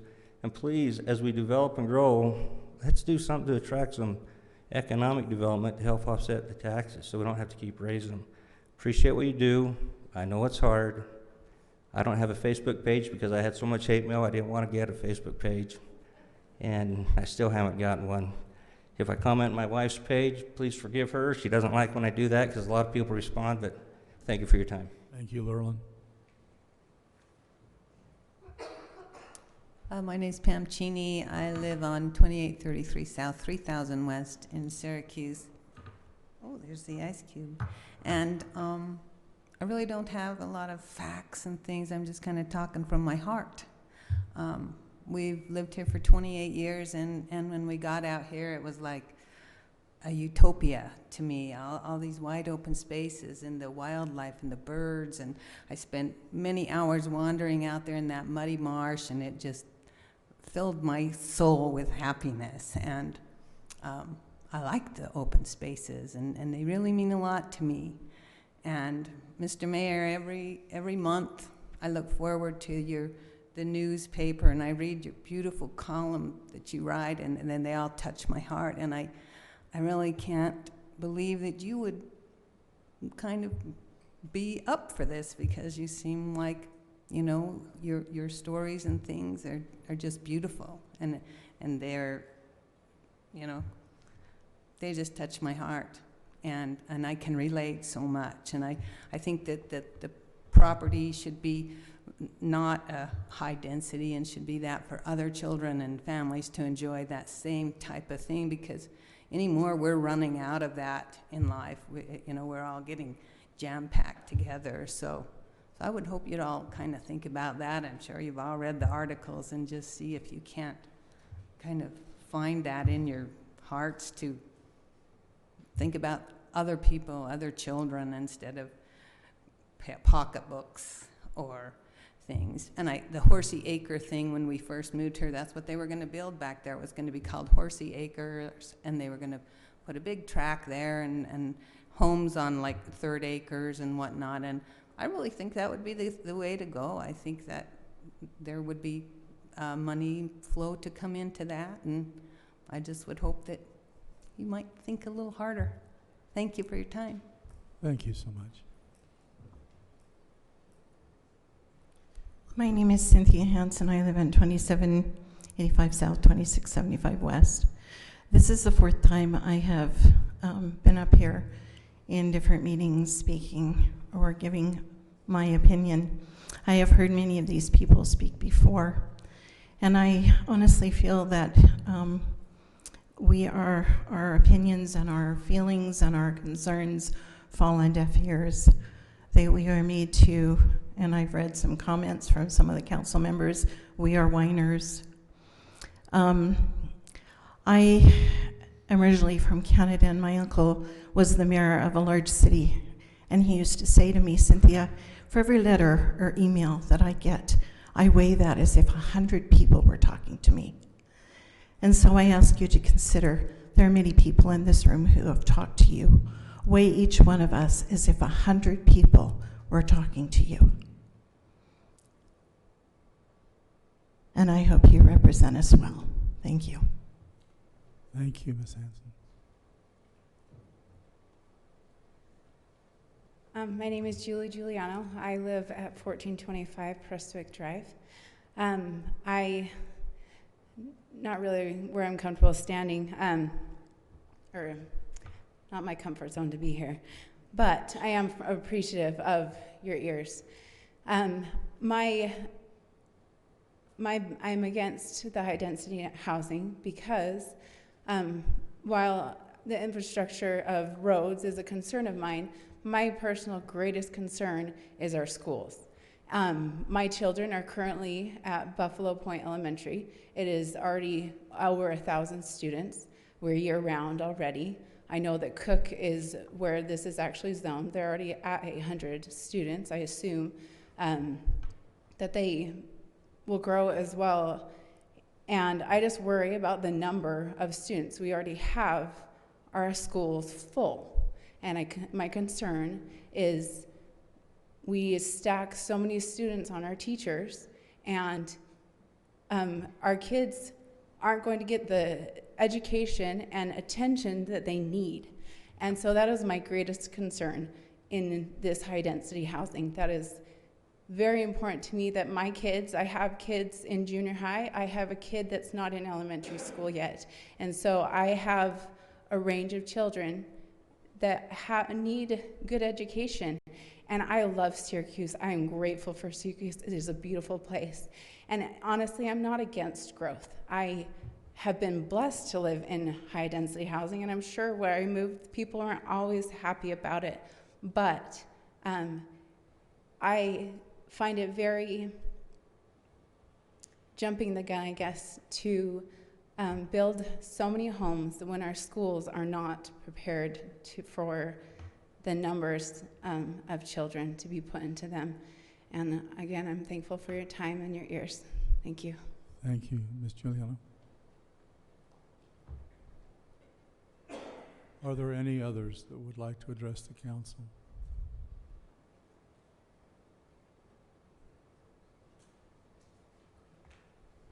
Hearing and seeing none, I'll close public comment. Mr. Mayor, point of order. Yes. We've just heard roughly an hour and a half of public comments, the vast majority dealing with our agenda item number 9. I would propose that we move agenda number 9 right now and address the concerns. I have a second. Second. Who did that come from? Jordan? Okay, I have a motion and a second. Any further discussion, council? All in favor? Aye. Aye. Aye. Why not? All opposed? Let me ask for discussion first. Sorry, I'm out of order. We have a motion and a second. I'd like to discuss that.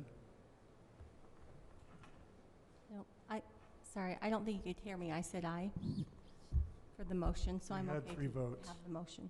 The only thing I would wish is that the developer has this time as well. Okay. Council, do you have any objection to hearing from the developer? I'd like to hear from the developer. There were a lot of things brought up that may be cleared up with the developer's discussion and presentation. One of you like to address the council?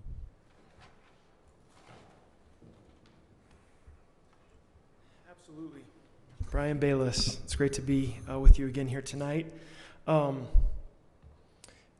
have given a very similar presentation with the changes and evolutions of our plan over time. I'm happy to go over the details of all of the different elements that we think make this community great again. These folks have heard it at least twice, probably closer to 3 times. You all have heard it once. I am willing and prepared to answer specific questions. There's a lot of emotion here in this room that I can't address. That's your tough position, right? You guys have to decide what's best for Syracuse City.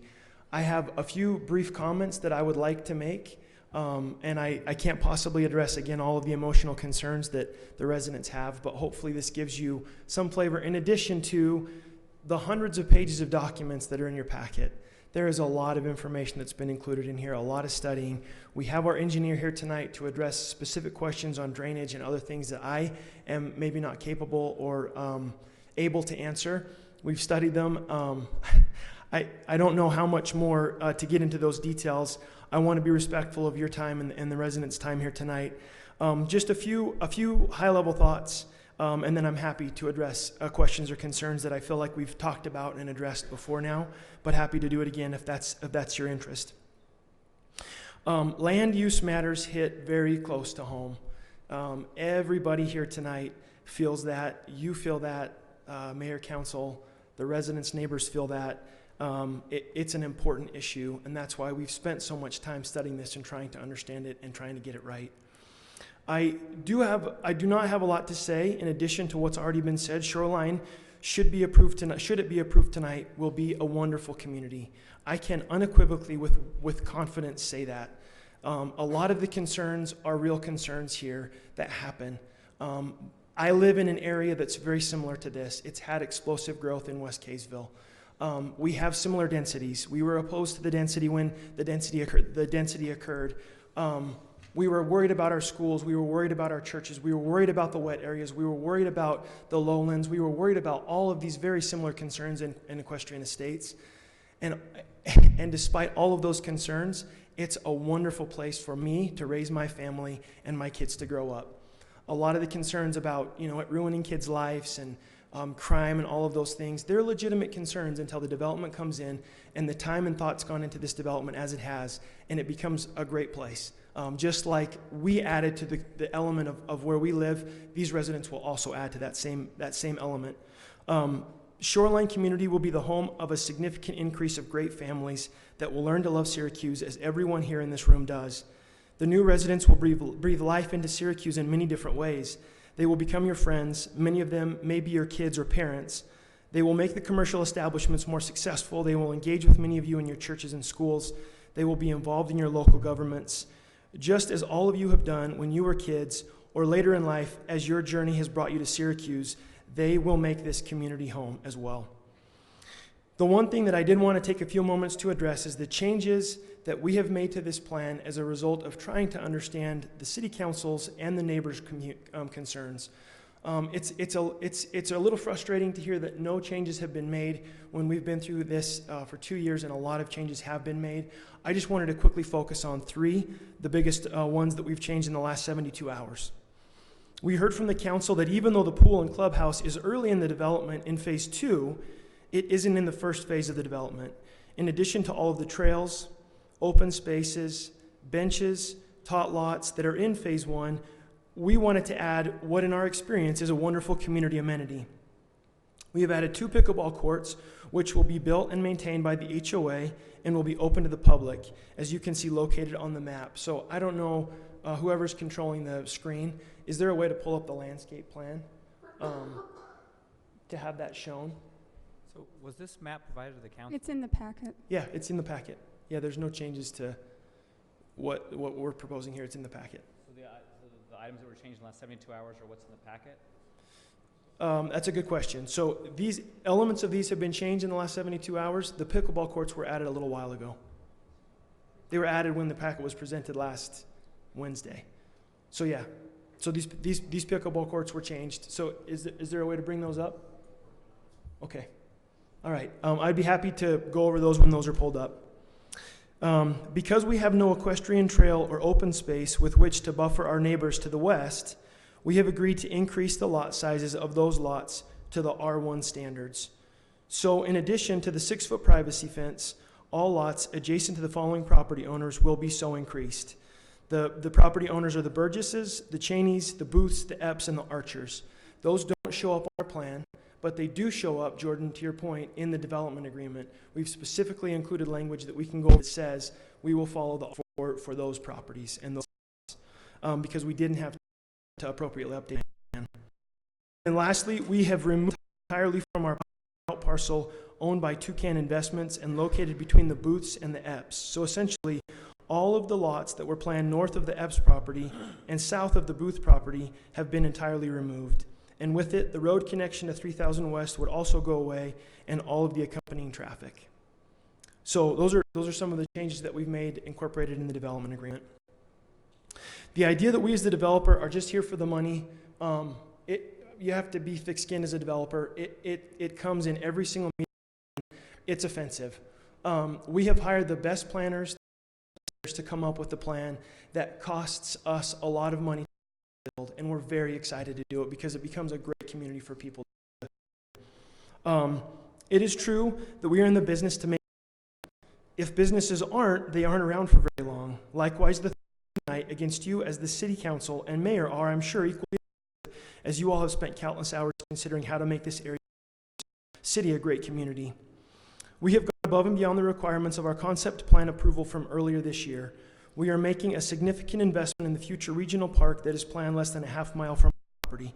We will be paying millions of dollars to the city in impact fees that's according to law, that will go to mitigate the impacts of our development that they'll have on water, sewer, roads, parks, and the like. We as the developer are asking for you, as have your staff and the planning commission members before you, to vote to approve the shoreline community here tonight. I would love to hear concerns that you've got, but thank you. I appreciate your time. Brian, what I'd like to do at the time is just have you take a seat and let me solve this issue with moving it forward on the agenda. Council, I have a motion, second, to move it forward in the agenda. Any further discussion? I thought we voted to do that. Well, I didn't offer discussion, and Corinne. Yes. And there was a vote, and I heard 4. Is that what I heard? It won't make Move much it difference. forward. You want to move it forward? Can we move it forward? Yes. Let's move it forward to item number 9. Proposed ordinance 1912, amending the Syracuse City zoning map from R1 to RPC for property located at 2600 West, 1200 South,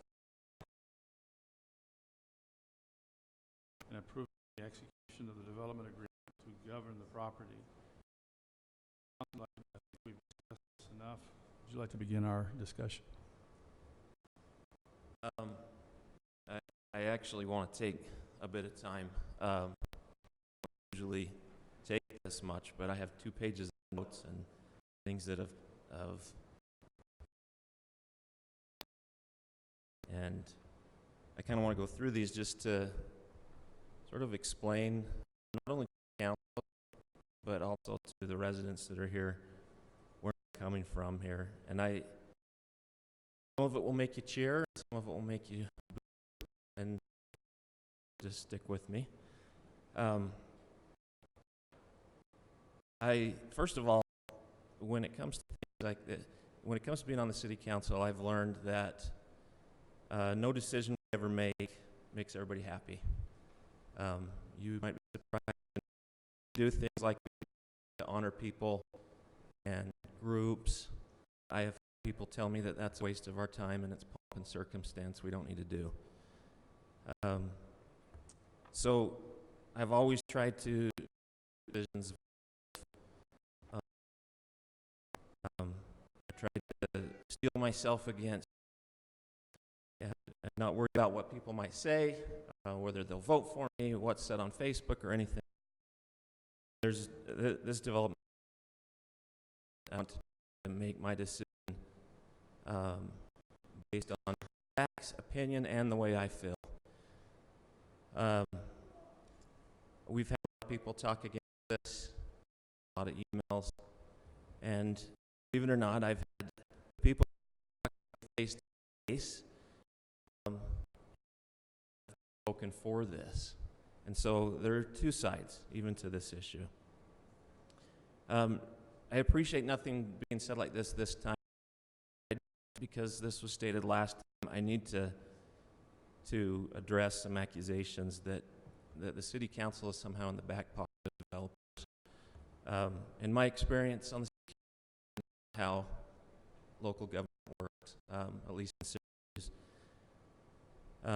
it was developers. That's something that in my 10 years council, almost 10 years, has been offered to me twice. And I've turned down both times, and I think the other council members have too, just because even though it would be legal for us to have a lunch meeting, we don't want anything to look fishy. What I've experienced with this council and mayor particularly is that we try to be open-minded, listen to issues, and try to be fair and honest. So, now with that, let me tell you my list of pros and cons here. And keep in mind, this is just my opinion. When we talk about this development being high density, I don't agree with that terminology. It is more density, but when I think of high density, I think of discussions that we will certainly have in the future about apartments. And as some of the residents stated, there are places in this city that probably belongs, and we'll have those discussions. I don't like the term high density for this subdivision, although it is, I will agree, it is more density, and it is higher density than we're used to. I don't see us as a high density, true high density city now or ever do I want to be that. I believe, next, that the developer has listened to the city council, the planning commissioners, the residents, and made efforts to change their plan. Could there be more made? Probably. But they have made several concessions already. When we talk about what kind of development this could be, I think the amenities, the open space, the trails, the HOA could make this a desirable community for many years to come. I believe that there's some reason, valid reasons to put it where it's proposed. The major one being that there will be a highway near there. It is also a unique piece of land where we don't see this many acres contiguously developed. There has been concern about water supply, schools, transportation, and I agree, those are concerns, but I also think that I see the city, the state, the school district making plans for growth, whether it comes here or someplace else. I have taken the time to do research. I actually enjoyed the articles and the podcasts that Bonnie Burgess sent me,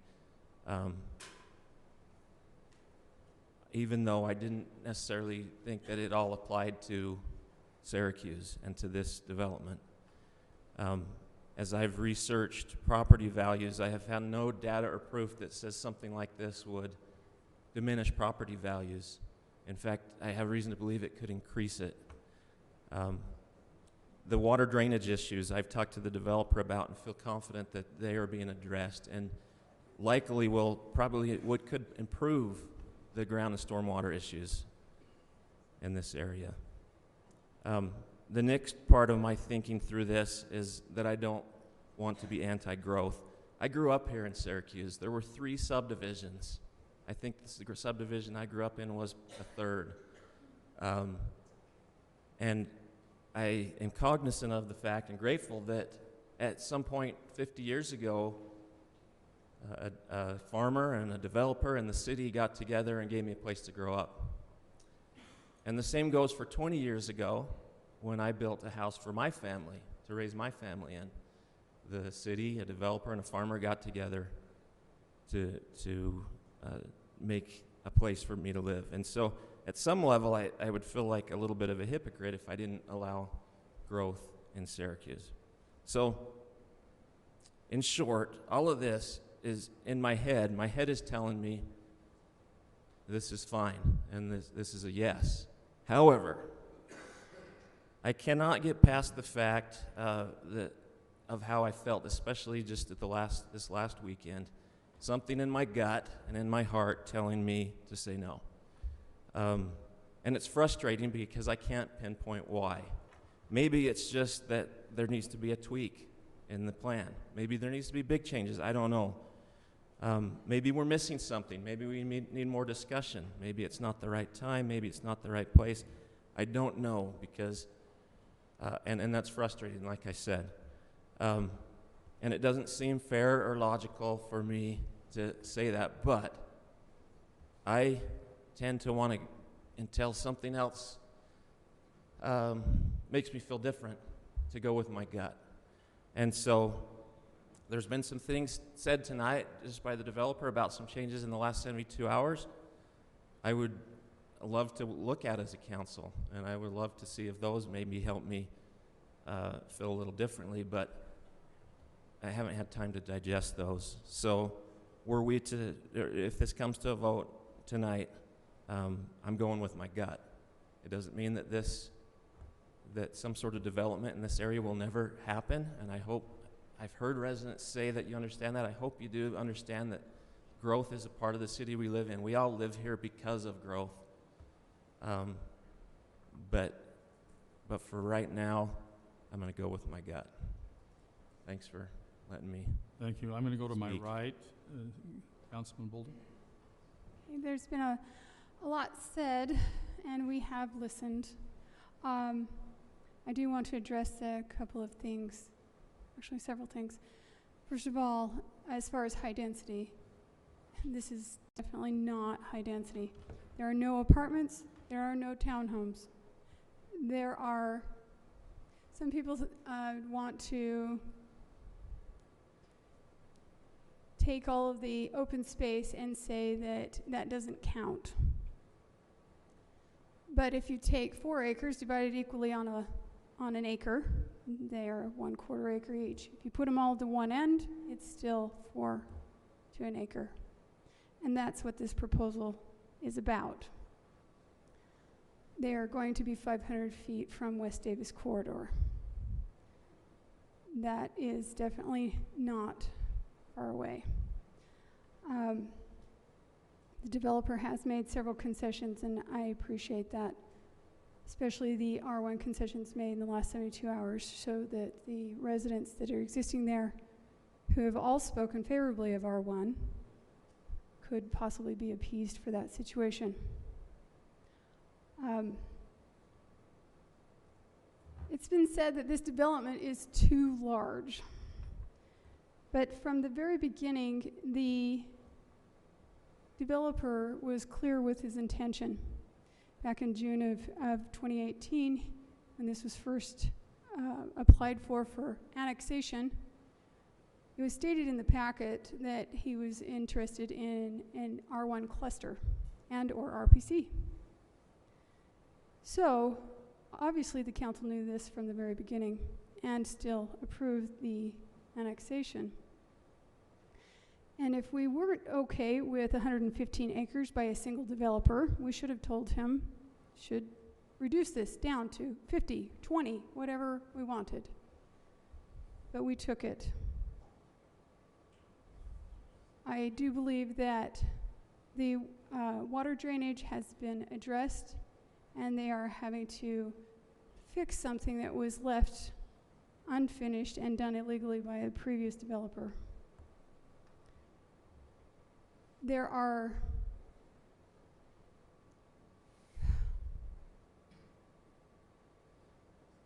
There's been a lot of statements of malfeasance by the council, and I can guarantee you that none of us have taken anything from any developer, including lunches.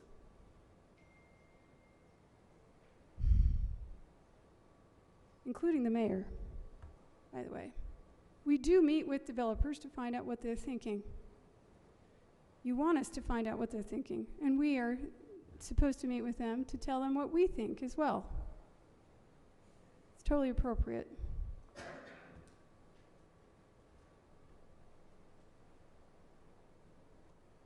There's been a lot of questions about traffic and schools. Schools, by the way, we can't do anything about. The district themselves have informed us that they will build it when there's a number in excess in the existing school so that the next school does not have minimal enrollment. That's their policy. There's nothing we can do about it. Would we like to have them build a new one? Yes. But that's not our decision.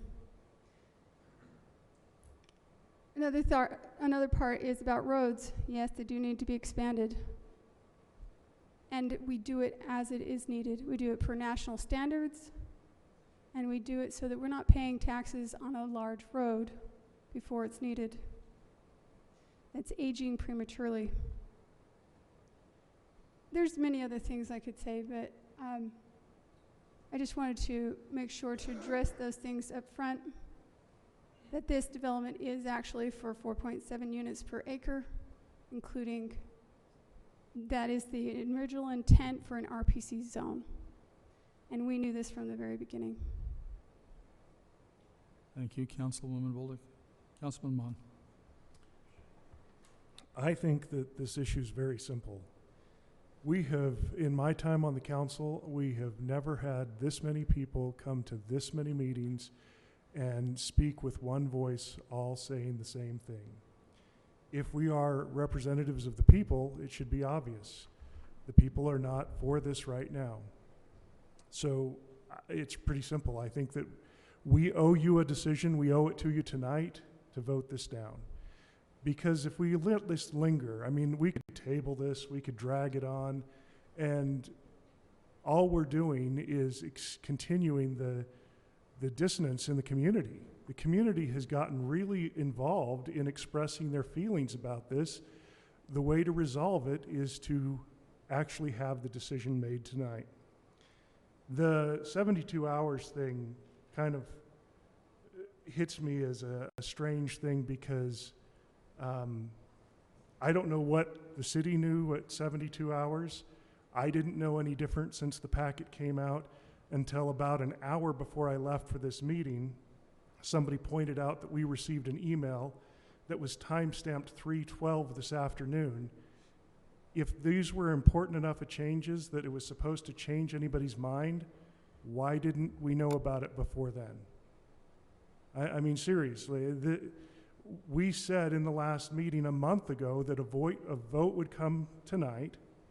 That was the decision of the council, and that we were not completely on board and would like to see some changes. So if changes didn't come out until the last minute, I think that was, I don't know why that was, but it doesn't help me because I'm not very forgiving on that one. I will say this. When I consider this Syracuse as it's laid out today, there is one last area where farms touch farms, and there are several farms all on the same road, and they work together like a community. Yeah, there's still other farms in Syracuse, but a lot of farms have sold. Children don't want to farm, they sell out. So the farm kind of becomes a pocket in other places in the city. Now, I'm just going to share a little bit of my experience, and I'm kind of surprised that we haven't heard this from somebody else. But when I grew up, my grandfather had a ranch, and so often he would pick me up on a Saturday. I would work on this cattle ranch. I don't claim to be a farmer, rancher, or anything like that, but what I witnessed as part of that learning to work process was that these communities where farms touch farms and they're all in this together, they depend on each other. They work together. If somebody needs a hand, they reach out. If we allow a development to start putting dividers between these farms, and that's one of my primary concerns about this, is that this zone was set up to be contiguous, one block of space, and you put these fingers of the development out into the middle of these farms, you're destroying the way of life of that community. And I don't think that we want to lose that in Syracuse. I think Syracuse still wants to let that remain if we can. I'm still concerned about the drainage issue, but it's neither here nor there on my vote because I've already decided that there's enough reason to vote against this. But I will say this about drainage. We've heard over and over and over experts come in and say, I've solved your drainage issue. I know exactly what we're going to do. We pay the money, it doesn't solve it, and we have to do something else. How many times have we addressed the drainage at Rock Creek Park after experts told us how to solve it? So do I believe that this is solved? Just as much as I believe anything else, I guess. It's maybe, maybe not. So the bottom line, though, is that this zone was created for one purpose. It was created with the idea that if a block of land, which was all connected, and this is technically connected, but if a block of land was connected and could be developed, guaranteeing a diversity of product, but we allowed some extra density for the greater good of the city, meaning that there was something that the citizens as a whole get back out of allowing this to happen, that it was a good thing. I don't see that reward in this development. So this doesn't apply, because if there was something that the city that was going to relieve tax burdens for all the citizens, or everybody was going to get something out of this that we desperately needed, if this was a corporation buying an essential service that paid off everybody else's debt, you know, those kind of things I would consider, but this does none of that. This does not benefit the city in any great, spectacular way that would be recognizable to anyone in the city. So I rest with, it's really simple. More people have spoken out than have ever spoken out on an issue while I'm on the council, and if I represent the people, I represent your voice because it was unanimously against this, and I think we owe them that decision tonight. So my motion, when it comes time for a motion, is to deny. Councilwoman Bingham. I can appreciate that there are a lot of viewpoints and a lot of reasons for both sides. I disagree that it's very simple. I think it's very convoluted. There's a 360-degree angle that we have to look at all of the issues. And hearing from some citizens who may have been given false or bad information, whether it was intentional or not, does not make you informed. Also, I'd like to mention that when I said enough in my Facebook post, I was speaking directly about character assassinations and lies, not about hearing from the citizens. So I want that clear. There have been way too many things said about far too many people who are good and have integrity. And simply having a disagreement does not mean someone is corrupt. I don't consider any of you corrupt who might disagree with me. I consider you having reasons for your thoughts and decisions. The Planning Commission passed this 4-1. Mr. Day recused himself from all discussions about this development, and this has been told over and over in social media that he was there and influencing the vote, and this is incorrect. At this point in time, I think there are so many reasons to discuss affordable housing, because this is not 20 years ago, and it is not what I grew up with. It's not what happened 10 years ago. We have a crisis that, whether you want to believe it or not, I don't know how you can't understand it, because so many of our people and our young families cannot afford homes. And when we say, well, $300,000 is not affordable, my goodness, you are so right. Isn't it a shame that these young families have to take out what we considered a jumbo loan 15 years ago in order to have land and property and a home to raise their families in? It breaks my heart that we're in that position. I was hoping there would be a burst to this bubble. And I was at a meeting and I mentioned this and said, I hope my kids can outlast this inflation. And the chamber president said, it is not a bubble. In 10 years, we will be at California prices for homes. This is because of several factors. Utah is different. Our culture is very family-centric. We don't say we're going to move because the houses are too expensive. We try to find a way to stay here. We love to be around our families. Because of this, this tends to make the housing market very strong because we don't tend to leave. We want to stay, and they move away for a while and want to come back. Bonnie's daughter said the same thing. She wanted to come back. My children have wanted to come back. I walk down my street, and most of us are multi-generational down my street. That's because that's the center of our community. And because of that, we have a different economy. We also have the inland port coming to Salt Lake. It will encroach into Davis County, Weber County, Utah County, and all the surrounding development in Salt Lake. Because of this, we have a lot of people moving in from other states. They are encroaching on our housing market and pricing our kids out of homes. This concerns me a great deal. If you have someone who can come from another area and they can buy the homes that our kids we wanted to be able to afford, that's a struggle for these kids. To simply say that is not the case, it doesn't solve an issue. It is the case. It's also the case that we have legislation being drafted right now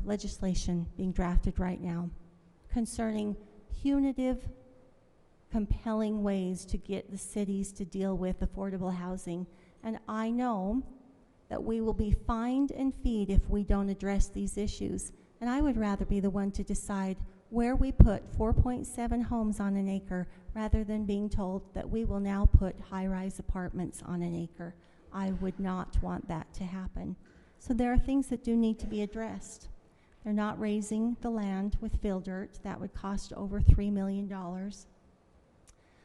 A lot of people's concerns revolve around development in general. And I know that we say we're not against development and growth, but most of the concerns seem to be based on what happens with development and growth, and that is not something that we can solve. People are going to move here. What I want to do is try to provide a home for people who are, what I might say, beggars can't be choosers. If you're going to build a home along the West Davis corridor, you tend not to have a desire to build a dream home there. You want a smaller lot. You're willing to go with less land and a more decent home. You don't intend to stay there forever. And so I think the West Davis corridor has definitely affected the land use for that area. I was not here when all of this took place. I've been quoted as saying I was fine with smaller lots and then that I was against smaller lots. But what it comes down to is when you know more about what is happening in the state, what's coming down the road, and what our youth and young families are struggling with, I want to be somebody who provides an opportunity and facilitates an ability to get some equity in a home so that eventually they can move into something bigger, but they will have vested in this community as youth or as younger couples and families and will stay here, and when they're ready for a larger area, they'll move into it. There are pros and cons to everything. I have never suggested there are not pros or cons to any of these. I would love for things to be the way they were when I grew up. That is not the case, and it does us no good to suggest that we don't need to address this now, because we will. We'll be compelled to do it, and I would prefer to be the ones in the driver's seat. So at this time, I don't think it's a simple solve. We have listened to everything, and to suggest otherwise is just disingenuous. We aren't here to ruin this city that we love so much. I wouldn't be sitting up here receiving battery after battery from people who just don't like what I have to say or think if I didn't want the very best for this city. But I also know that there is a future to consider and there's posterity to consider. And I'm so grateful somebody considered that I wanted to come here and that I couldn't have an acre lot and I wouldn't have a farm and I didn't have the means to take care of animals. They still provided something for me at that time. So for these reasons, probably many others, although I would love for things to be back in time, that's not the case. And I would want this development with all of the amenities that bless the city, not just the residents of that area. Thank you, Lisa. Jordan? All right. So a couple of things. So first of all, with the introduction of the West Davis corridor, I'm happy to say that I think Gentile will get better. Because I know a lot of people use that. We're also putting in a roundabout in that area to facilitate those turns. So just know we are trying to improve the transportation throughout the city, and we'll continue to work on that. As Corinne talked about, we will continue to improve roads as the necessity comes. We want to make sure we're smart about all of this. We want to make sure we plan for all the various items that we're in charge of. But I do think one of the fundamental roles that we play on the city council is planning a community. And what that means is we have to take in all the different things. We have heard one person here talk about, we're not getting the businesses that we would like. And I recently talked to a developer that said, fundamentally, the formula is pretty simple with businesses is you need rooftops in order to have businesses. They act, and one of the popular ones we get often is we all want a Costco. And they said Costco needs a 250,000 person bubble that does not overlap the surrounding bubble. So that just gives you an idea of the scope we're looking at as far as rooftops. So if you want all these businesses, it will require that we allow for development. And we've heard a lot of you say that you're not opposed to development. We recognize the fact that all of the farmers have rights to develop their land. We recognize that all of you have rights associated with your land, and that all of this needs to be honored and respected. So as we go through all of this, we do have, I don't think this is quite as simple as we've all said. I think there are a lot of things that need to be taken into account. We've talked about water. It's an unfortunate situation these residents are in. I do think that as we go through, we will be able to mitigate those things, but it's also been said we don't have the answer yet, but it will require some type of development to go in this area. Now, all of that being said, I agree with the fact that this needs to be contiguous, the fact that there are so many neighbors affected, the fact that we have multiple homes surrounding these lots is just not fair to them. I mean, these people have invested their futures in their homes, where many of them plan to live for the rest of their lives.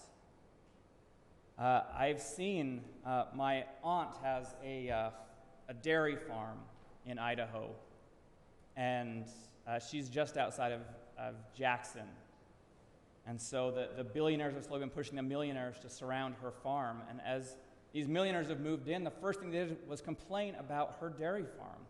Her dairy farm has been there for generations. And she was really upset that, this is my livelihood, and they want me just to sell it all and go away. And it wasn't fair. So while I understand all the different aspects, I want growth in the city.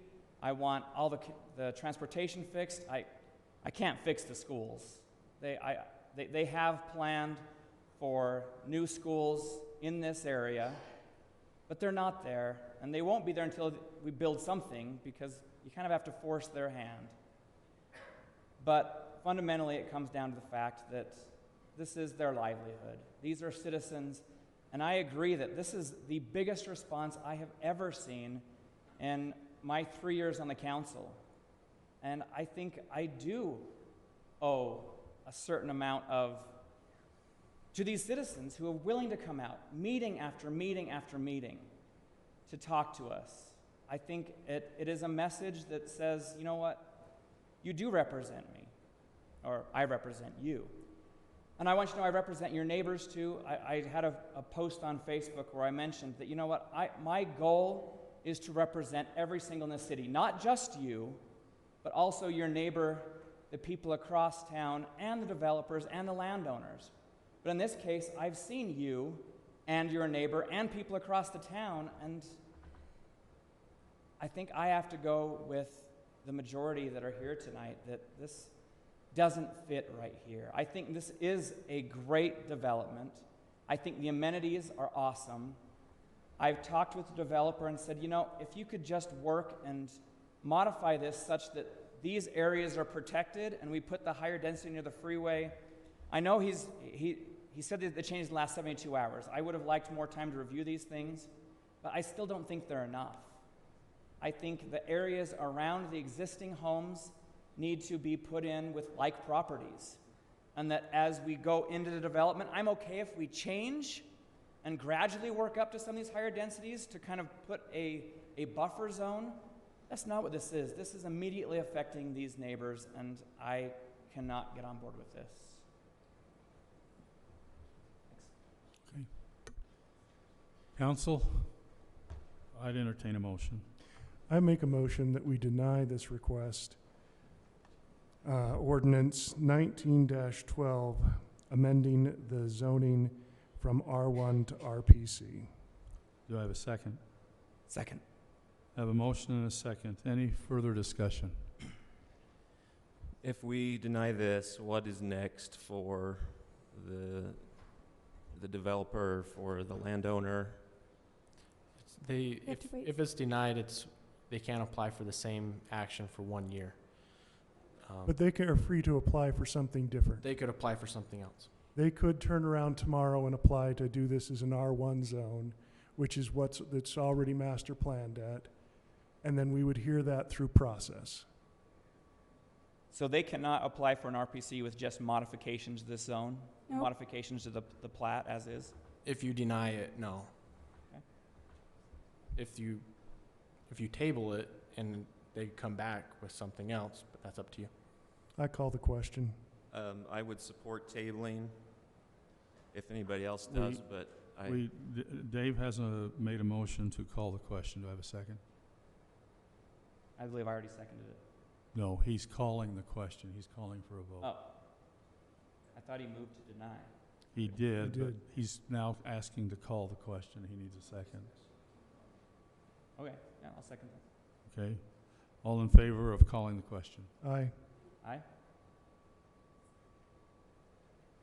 All opposed? Aye. Aye. Aye. Okay. And the only reason I say that is because I just want to know if there's any sense that we would discuss this further to alleviate some concerns. My discussion point on that is this. We had some other similar developments come up this year where we drug it on and drug it on and drug it on. It was tabled, it was removed from our agenda, and I think that we did a disservice to the public. We had public from the Trailside community come out for months and months of meetings, and in the end, we waited for a moment when they weren't here and then voted. That's not what I recall occurring. Actually, I remember that for that particular one, the Trailside came, and after months and months of working, they came to an agreement, and the Trailside actually endorsed the development.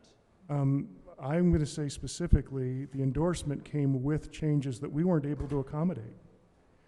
In specific, they asked for a road to go through that would avoid their subdivision, and UDOT and the national standards for roads don't allow for that. I would make the assertion that the developer has made some concessions that we need to investigate. And it has been stated by several of us here that we'd like to know about them more fully. So it is reason to table. I disagree, because what we did last time, it got tabled, whether it was the developer or whether it was us, or it got prolonged, and really it was a disservice to the public. I think we owe the developer a chance to have the question resolved at this point, because the only other outcome is that we drag this on to a point where somebody flips their vote and we say finally, okay, now I'll let it go. 2 more weeks won't hurt, Dave. 2 weeks is not a voting meeting. One way or another, we need to know more about what's being conceded. And it's fair because this is what the landowners are requesting for the R1 next to their lots. Okay, so I'm going to call the original motion to question. There is a motion before to call the question. Do I have a second? I thought we already voted on calling the question. We did, but the vote went against you. But, I mean, at this point, what more discussion is there? We call the question that there is still a motion we haven't voted on. And that's right. Are you finished with discussion, Council? All in favor of the motion to decline the petition, say aye. Aye. Aye. All opposed, say no. Aye. Aye. All opposed? Aye. Oh, aye. Sorry, So Cassie, that was 3-1, 3-2? hot off. Marissa, that's 3-2, right? Let me do a roll call vote. Okay, Lisa? Clarify, we are voting on the original motion. The original motion To deny the, this to deny the petition and deny any coming before them for another RPC consideration. to deny- Yes. Yes. Okay, according to Robert's Rules of Orders, my understanding is once a vote is Dave, called, I'm in charge of the meeting. nobody can talk. Can I take charge of the meeting? Let me go back to the original proposal to make sure we understand the motion. The motion is to deny the applicant. We have a first and we have a second. Let me do a roll call vote. Lisa? Can we offer a substitute motion to table? Yes, you can. I think we owe it to that. I think we owe it to hear what could be. We aren't against development. We have a majority that are against this, but we are not against development. I think we have room to table, and I would, if we vote, I'm going to vote no. If we vote to table, I'm willing to go back to the table. Okay, I'm going to just note that the vote was called. I mean, if you want to re-vote, that's fine, but are you asking us to change votes? Because there was a vote called and recorded. I was confused over the responses that I heard, and so I called for a roll call vote for... I would remind the audience that that you're out of order if you shout, and if you do shout out, that I will have you removed. Lisa, on the motion to deny, yea or nay? I vote against denying. Denying, okay. Dave? Yay. Yay? Yay? Nay. Nay?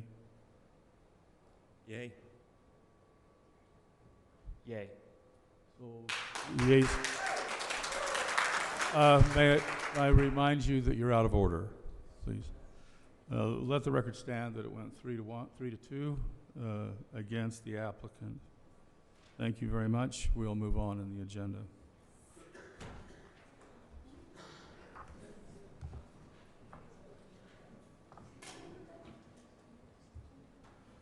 Okay. We're at item 7, approval of the minutes. 2 sets of minutes, Truth and Taxation meeting August 13th, 2019. And item B, special city council meeting of August 13th, 2019. Motion to approve? A motion from Councilman Mon to approve. Do I have a second? Second. Second by Councilman Savage. All in favor? Aye. Aye. Aye. Any opposed? That was unanimous. Item 8, NOAA final plat approval for the field subdivision. This is 78 lots in a R1 cluster in 2 phases. Planning Commission is forwarding a positive recommendation for approval. Okay, and we have discussed this at length in some workshops. Councilman Mon, do you want to lead us out? I would just note that at this point in time, the applicant is vested, and we really have no reason to change if they haven't changed. So that simplifies this, and I think that we have to continue and approve this. Do I have a second? I'll second that. All in favor? Aye. Aye. Aye. Any opposed? Nay. We have a nay from Councilman Savage. You. NOAA proposed ordinance 2019-13 amending section 1035-40, the Syracuse Municipal Code pertaining to home occupation parking standards. This is an amendment of the parking requirements for home occupations. When we've discussed it previously, it was requested to add some language that the restrictions are for the number of parking, not necessarily number of employees. So the number of park employees that come to park to a site is limited to 2. And then the number of trucks are limited to 3, large trucks. All right, and again, council, we have discussed this in work session. Just want to clarify, I'm sorry. Councilman Savage, do you want to lead out on this? I think all my comments have been said in previous meetings, so I think this is actually a good thing to promote small business in our community. I have Doug? a point of clarification, but we can go in order if you want, if everybody wants to speak. Yeah, I was just going to agree with that. I can Okay. support this. Corinne? Just point of clarification that the 3 trucks is only under certain conditions, correct? That is what I have read in the Yep. packet. Okay. Yep, not every home business can Right. park 3 large trucks. Only Adjacent to commercial and so forth, and major roads. The verbiage all spells that out. Right, just Yeah. wanted to on clarify. arterial, you have to have the right lot size. You have to have it paved Right, or gravelled. so forth. Thank you. Dave, any other considerations? My concern is not the number of vehicles, and I thought we discussed this. It is number of vehicles and not employees. The way this read when I read it in the packet, it says up to 2 additional employees. It needs to say 2 additional employee vehicles, because quite frankly, if they all carpool and it's only 1 vehicle, we shouldn't have jurisdiction if they have 10 people working there, as long as it's not impacting the city. I thought that was actually spelled out where it said limit the number of employees parking on site. It says parking. It says parking So, on site too. so that's clear that it's vehicles only and not 2 employees. That's where my confusion, I think we all mean the same thing. I just want to be clear. This is not about how many people show up in that car. It's about people parking up and down the block. That's not fair to the neighbors. It's about number of vehicles. So, Paul, is that language clear that this is about vehicles and not employees? Because when I read it, I read employees. So we're looking at subsection 8, correct? Is that Yeah. one? So it says the home occupation shall limit the number of employees parking on site to 2, other than those living in the dwelling. So that's, But to me, that says the number of employees that park. Does that matter? So does that mean all employees that are not parking a vehicle are exempt from this? Because I guess that solves it.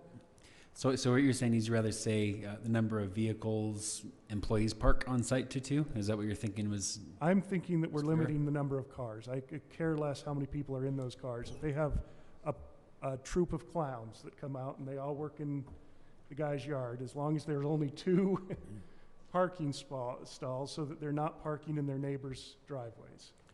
I think if you want to make it crystal clear, because I think someone could argue that you're saying that an employee who was in a vehicle, whether they were driving or not, is parking the vehicle. That's what you're saying is concern. You could do a little wordsmithing. Say the home occupation shall limit the number of vehicles parked by employees on site to 2. I would go with that if everybody else is okay with that. And by me. I'm in support of the idea, so whatever makes it clear. Sounds the same. Yeah. Well, the attorney said it could be interpreted different. I do not want to leave it open to interpretation, so. It could be argued that way. Not saying they win, but yeah. I'd see that as a friendly amendment. All agree? Yeah, if that's a friendly amendment, then I go forward with the motion. Okay. You're making, let me hear with Lisa. Lisa, anything? I agree. Okay, you've made a motion, Dave? Yep, no, if I do, okay, I make the motion that we approve it with the wordsmithing. Okay. Second. Second by Doug. Any further discussion? All in favor? Aye. Aye. Any opposed? Okay, that stands unanimous. Okay.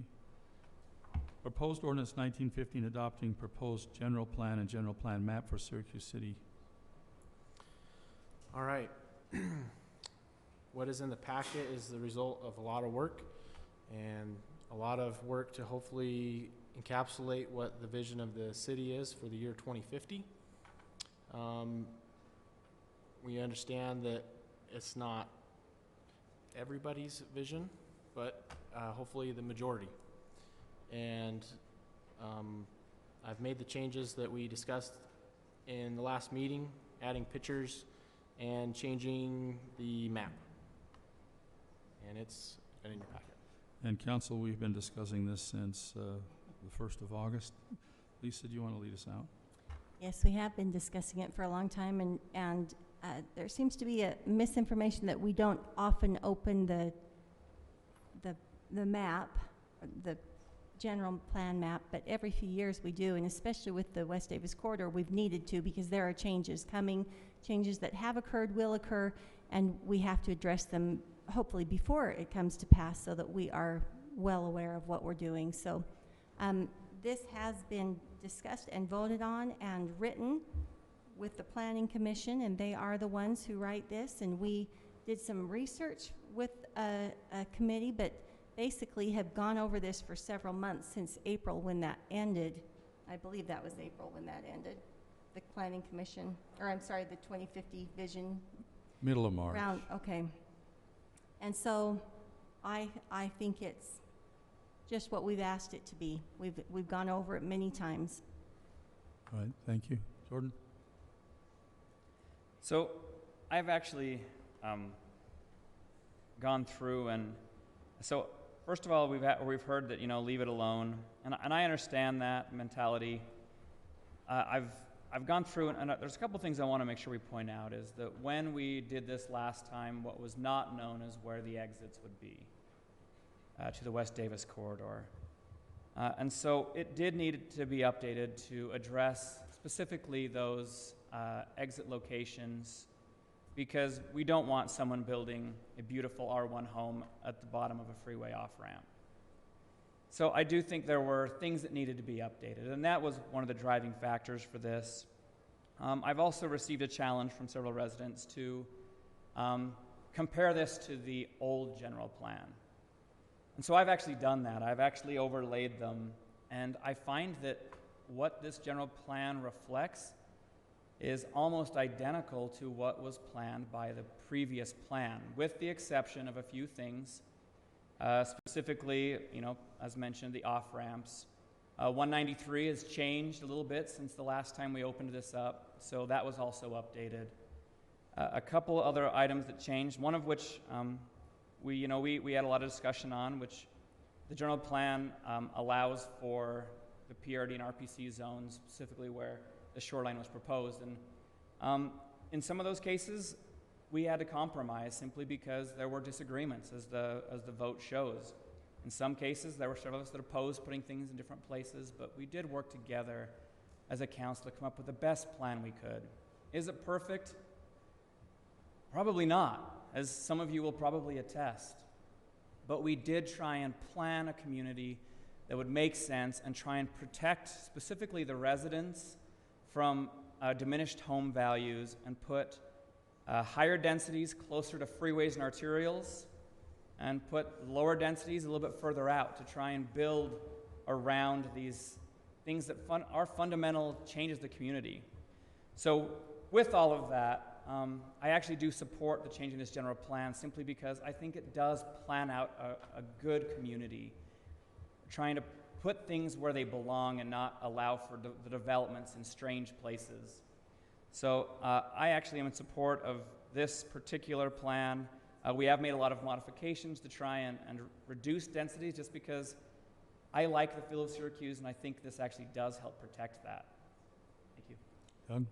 I think something like this is a big deal for a city, obviously, but it's something that, as you go page by page, paragraph by paragraph, map by map, it's never something that you'll get everybody to agree on the whole thing 100%.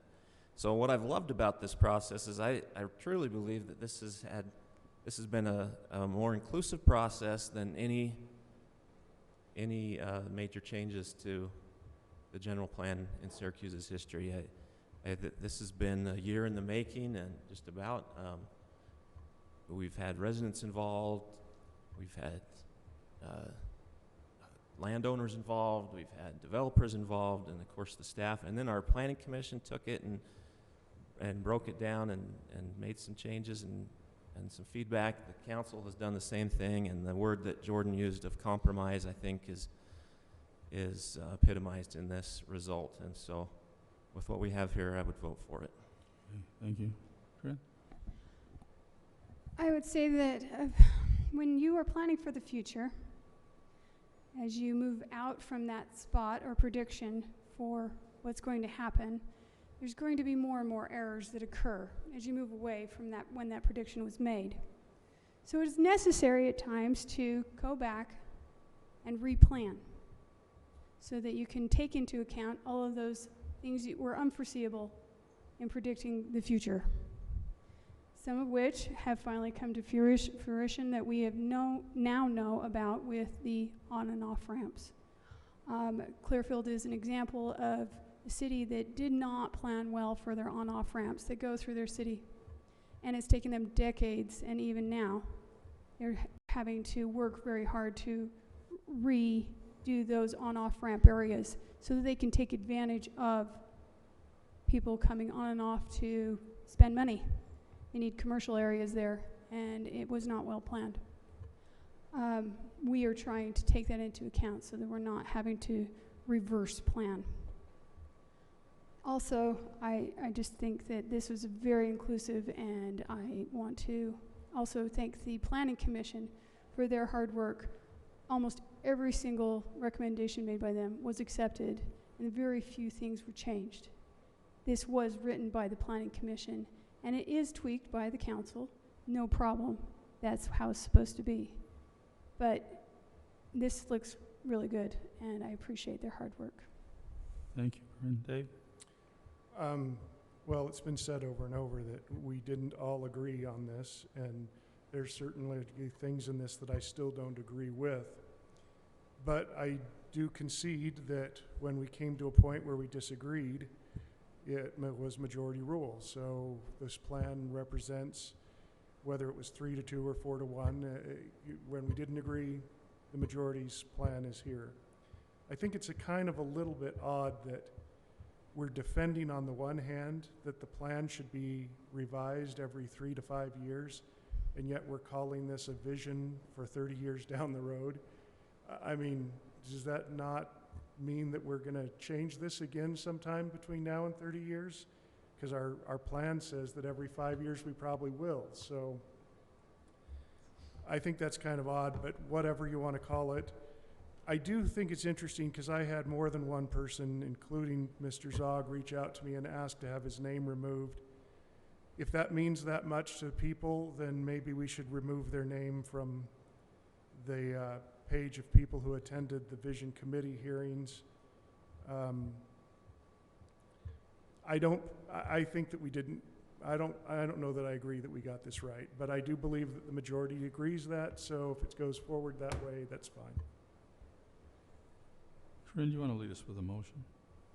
Mayor, I'd make a motion that we accept proposed ordinance 19-15, adopting the proposed general plan and general plan map for Syracuse City, Utah, with accepting of striking the name of Ray Zog per his request. Do I have a second? Second. I have a second by Councilwoman Bingham. Any further discussion, council? All in favor? Aye. Aye. Aye. All opposed? Nay. Show that it was 4-1 with Councilman Mon voting nay. Item 12, authorization to enter into an interlocal agreement with Utopia for internet service for Syracuse City. Brody, do you want to take this one? Sure. Thank you, Mayor, members of the council. As you recall, over a year ago, Utopia came with a proposal to the city to provide fiber to every home. They requested that the city partner with them to do that. At that time, the city council said no, but they did allow Utopia to compete for internet services along with other internet service providers in the city, and that's what they've begun to do. This last March, we ended our 5-year contract with our current internet service provider. We didn't terminate prematurely. That was just the end of the 5-year contract. So we asked staff to get bids on what we could get the best price for internet services to the city campus. With Utopia being the lowest bid, and they were able to provide the highest speed for the lowest price. Under this contract, or under this motion tonight, we would contract with Utopia for internet service to the city campus here, and also to the fire station. It does not include internet service to the Public Works building. However, we're working on a solution with an air fiber solution that we can project the signal down there and improve their speed from what we currently provide to the Public Works building. The reason it's on the agenda tonight is because Utopia is actually a governmental entity, and so under state law we have to put together an interlocal agreement before we can contract with them. Otherwise, it would just be a straight transaction, just like any other business or contract that the city engages in. So with this proposal, the city would begin saving about $2,500 per month on internet service, increase the speeds by about 200 times our current rate. I hope you'll forgive us for not putting this on a work session beforehand. We felt like it was important to start now instead of late October. To start saving money sooner, which we felt was sensitive to our residents and to the city. And B, we would like this to get done before winter so that we're not out working on the antenna that would be needed for the Public Works building in the wintertime. And so with that, I'll entertain any questions if you have any. Corinne, do you want to begin us? Well, first of all, just to be clear, this is not Utopia for the whole city. I am very against that. It is not a good deal. But they have offered back when we discussed this a couple of years ago to do this for the city infrastructure. And the bids look good. I'm not sure if I have any proof otherwise. Dave? Well, actually, the side effect of doing this might be that it's easier for residents to contract their own service. If that makes some people happy, great. We voted the city would not take this on as a utility or force people into it, and I stand by that. So I have no problem. This is a better contract than the one we had, so it's a no-brainer. The amount of $70,000 for the fiber to be ran, and we can pay for that with the $2,500 savings every month in 2.5 years, and so, and far greater speed and far less money. So it just makes sense for when we talk about fees and services that we provide as council and as a city. This makes sense to cut where we can, and I agree. It would not be right to do this for everybody. We aren't enforcing anybody. But for our own services, for our own city buildings and employees, this makes sense. Okay. Jordan? I think they've basically said it. To be clear, I know it was addressed during public comment that they are opposed to Utopia. Don't worry, we're not turning Utopia into a service for the city. However, a good deal is a good deal. And if we can save taxpayer money, I think it's actually our obligation to do so. So that's why this is such a great thing to not only improve the services we provide to the city and its citizens, but to save money doing it. Thank you. Doug? We save money and get a better product. My only concern that I ended up finding, and it was right there on the top, but the term is 4 years, so that's a good contract. I didn't want it to be a year and we don't even have the opportunity to realize the savings, but this is a great contract and a good service. Any other questions for Brody? Nope. Group? I entertain a motion. I make a motion that we authorize this. A motion from Dave. Second. A second by Councilman Peterson. Any further discussion? All in favor? Aye. Aye. Any opposed? Show that as unanimous. Brody, do you want to take the next one? Let's inform people. We're going to open a public hearing about ordinance 2019-14 amending the culinary water disconnection procedures. Sure. Would you help us bring the audience up to date what we're talking about? Okay. Sure. This is an amendment for shut-off procedures for water. We've discussed this at length in a couple of different council meetings. The changes are made in red in your packet. Essentially, there's a change. There's some changes in terms of titles to the utility billing supervisor instead of the clerk to update our current staffing with the ordinance. There's also changes to the shut-off procedure. The proposal is that when a water bill is not paid for the required amount of time, then the city will send a shut-off notice in writing through the mail. And when the city does shut off, there will be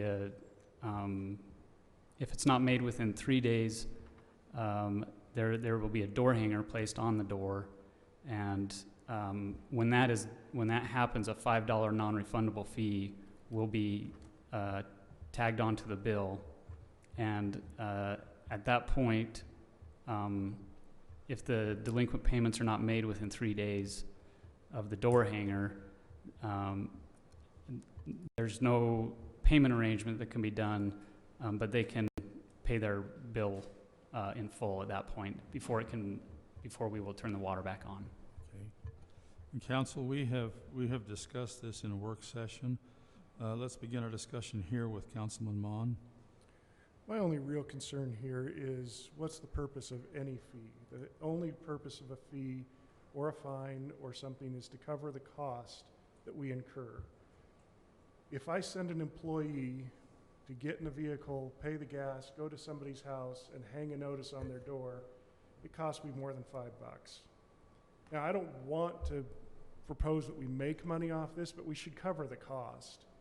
And at this point, they're already delinquent considerably, or it wouldn't exist. So what's the actual cost? And that should be the fine. I mean, we at least pay these people $10 an hour, and I don't know how many they do in an hour, but they don't, they usually do these on an individual basis, so. Right, and I think we may have touched on this a little bit at the work session. There was discussion amongst the council of what that fee should be, and I think it was agreed upon, or there was maybe a majority consensus that there should be some kind of fee, even though, you know, part of there's a balance there. You don't want to just keep tacking on fees. If you're making it harder for them to pay their bills, that's not good. But if I incurred a cost, I don't want the rest of the city to incur that cost because they were delinquent.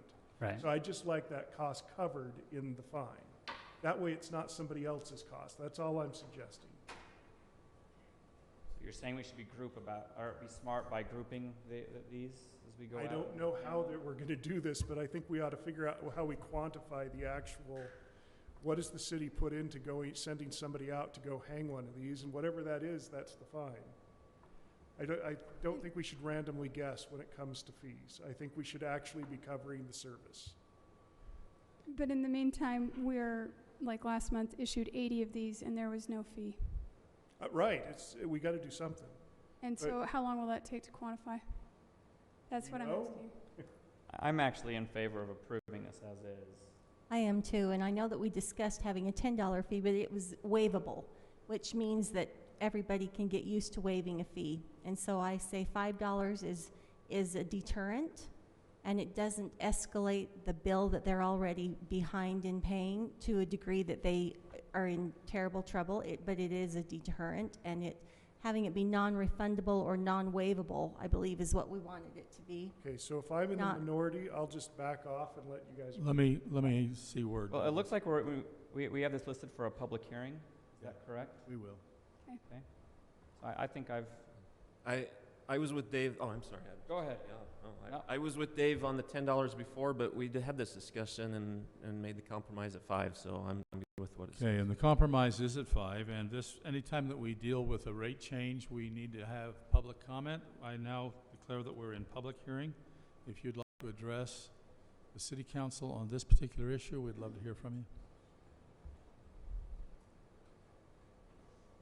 And again, we're back to the 3-minute rule. We're all. Bonnie Burgess, 3008 South, 3000 West. My sister-in-law has rented the house out that my daughter lives in for years. There was a renter in there, I don't remember how long ago, it was a while ago, but they weren't paying their rent. They had their water off. It was almost impossible to get them out. They were dealing drugs. It was just a bad situation overall. And so we didn't even know the water was off.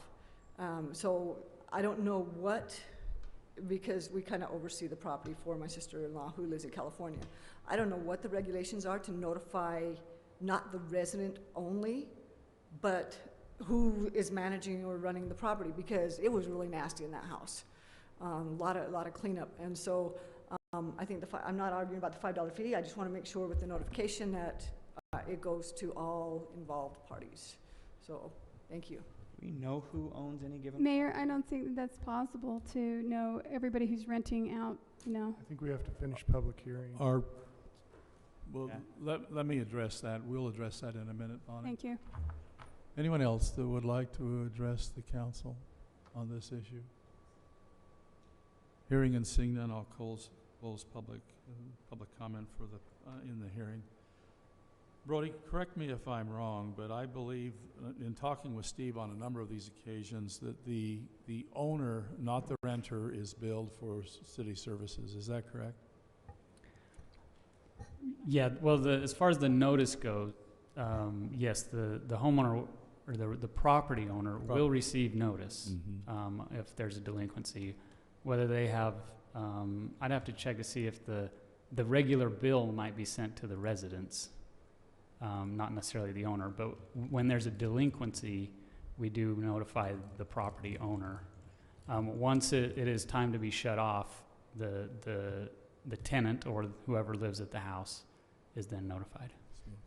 But really, in the end, it's not this, if somebody rents a property, it's not the city's responsibility to manage that for them. So if there's a problem with that property, the landlord has to figure that one out. I mean, we can't be responsible that you had a bad tenant and they hid something from you, like getting utilities shut off. And having discussed this particular issue a lot with Steve, I think that is what we're doing. We are notifying the landowner. Okay. And the landowner is being billed, not the tenant. But we don't want to take on a second noticing responsibility. There is a requirement under state regulations that if you have a tenant in there, that you have to give some notice, just in case you have a landlord that's trying to shut off the water to evict their tenant. Oh. So we do have to comply with that, but that's a state regulation to comply with. Okay. Council, I entertain a motion. I'll move that we adopt ordinance 2019-14, amending culinary water disconnection procedures. Do I have a second? Second. I have a second from Councilman Savage. Any further discussion?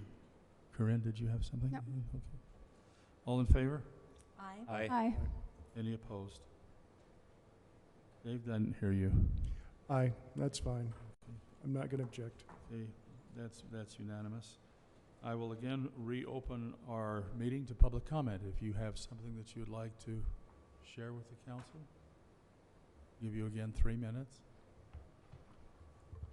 The chair recognizes Bonnie Burgess.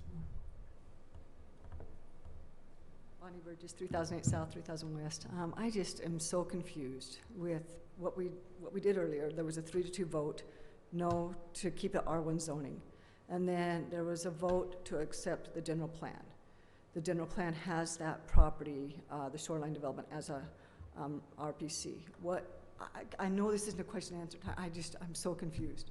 I don't understand what just happened. So if I know, can I ask questions? This format is so unfriendly to try and figure things out. So I just don't understand. Thank you. Paul, do you want to help her with that?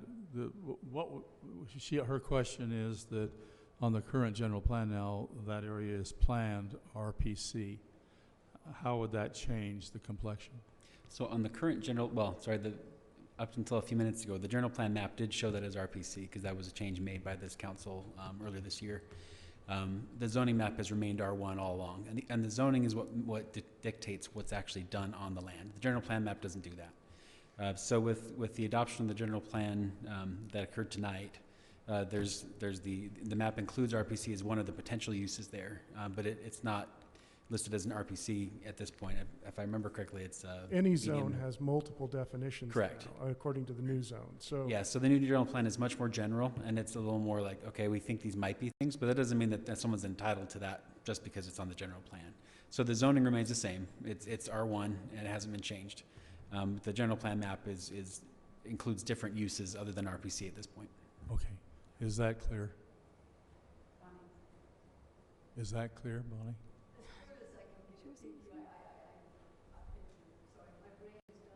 Here's the simple answer. There's been no change in the zone. It is R1.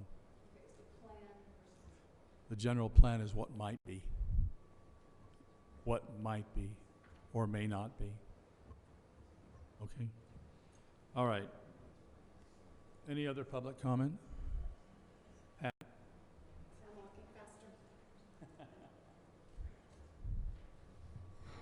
Yes, as someone who sits home and watches these proceedings frequently on YouTube, first of all, Cassie, thank you for getting this on.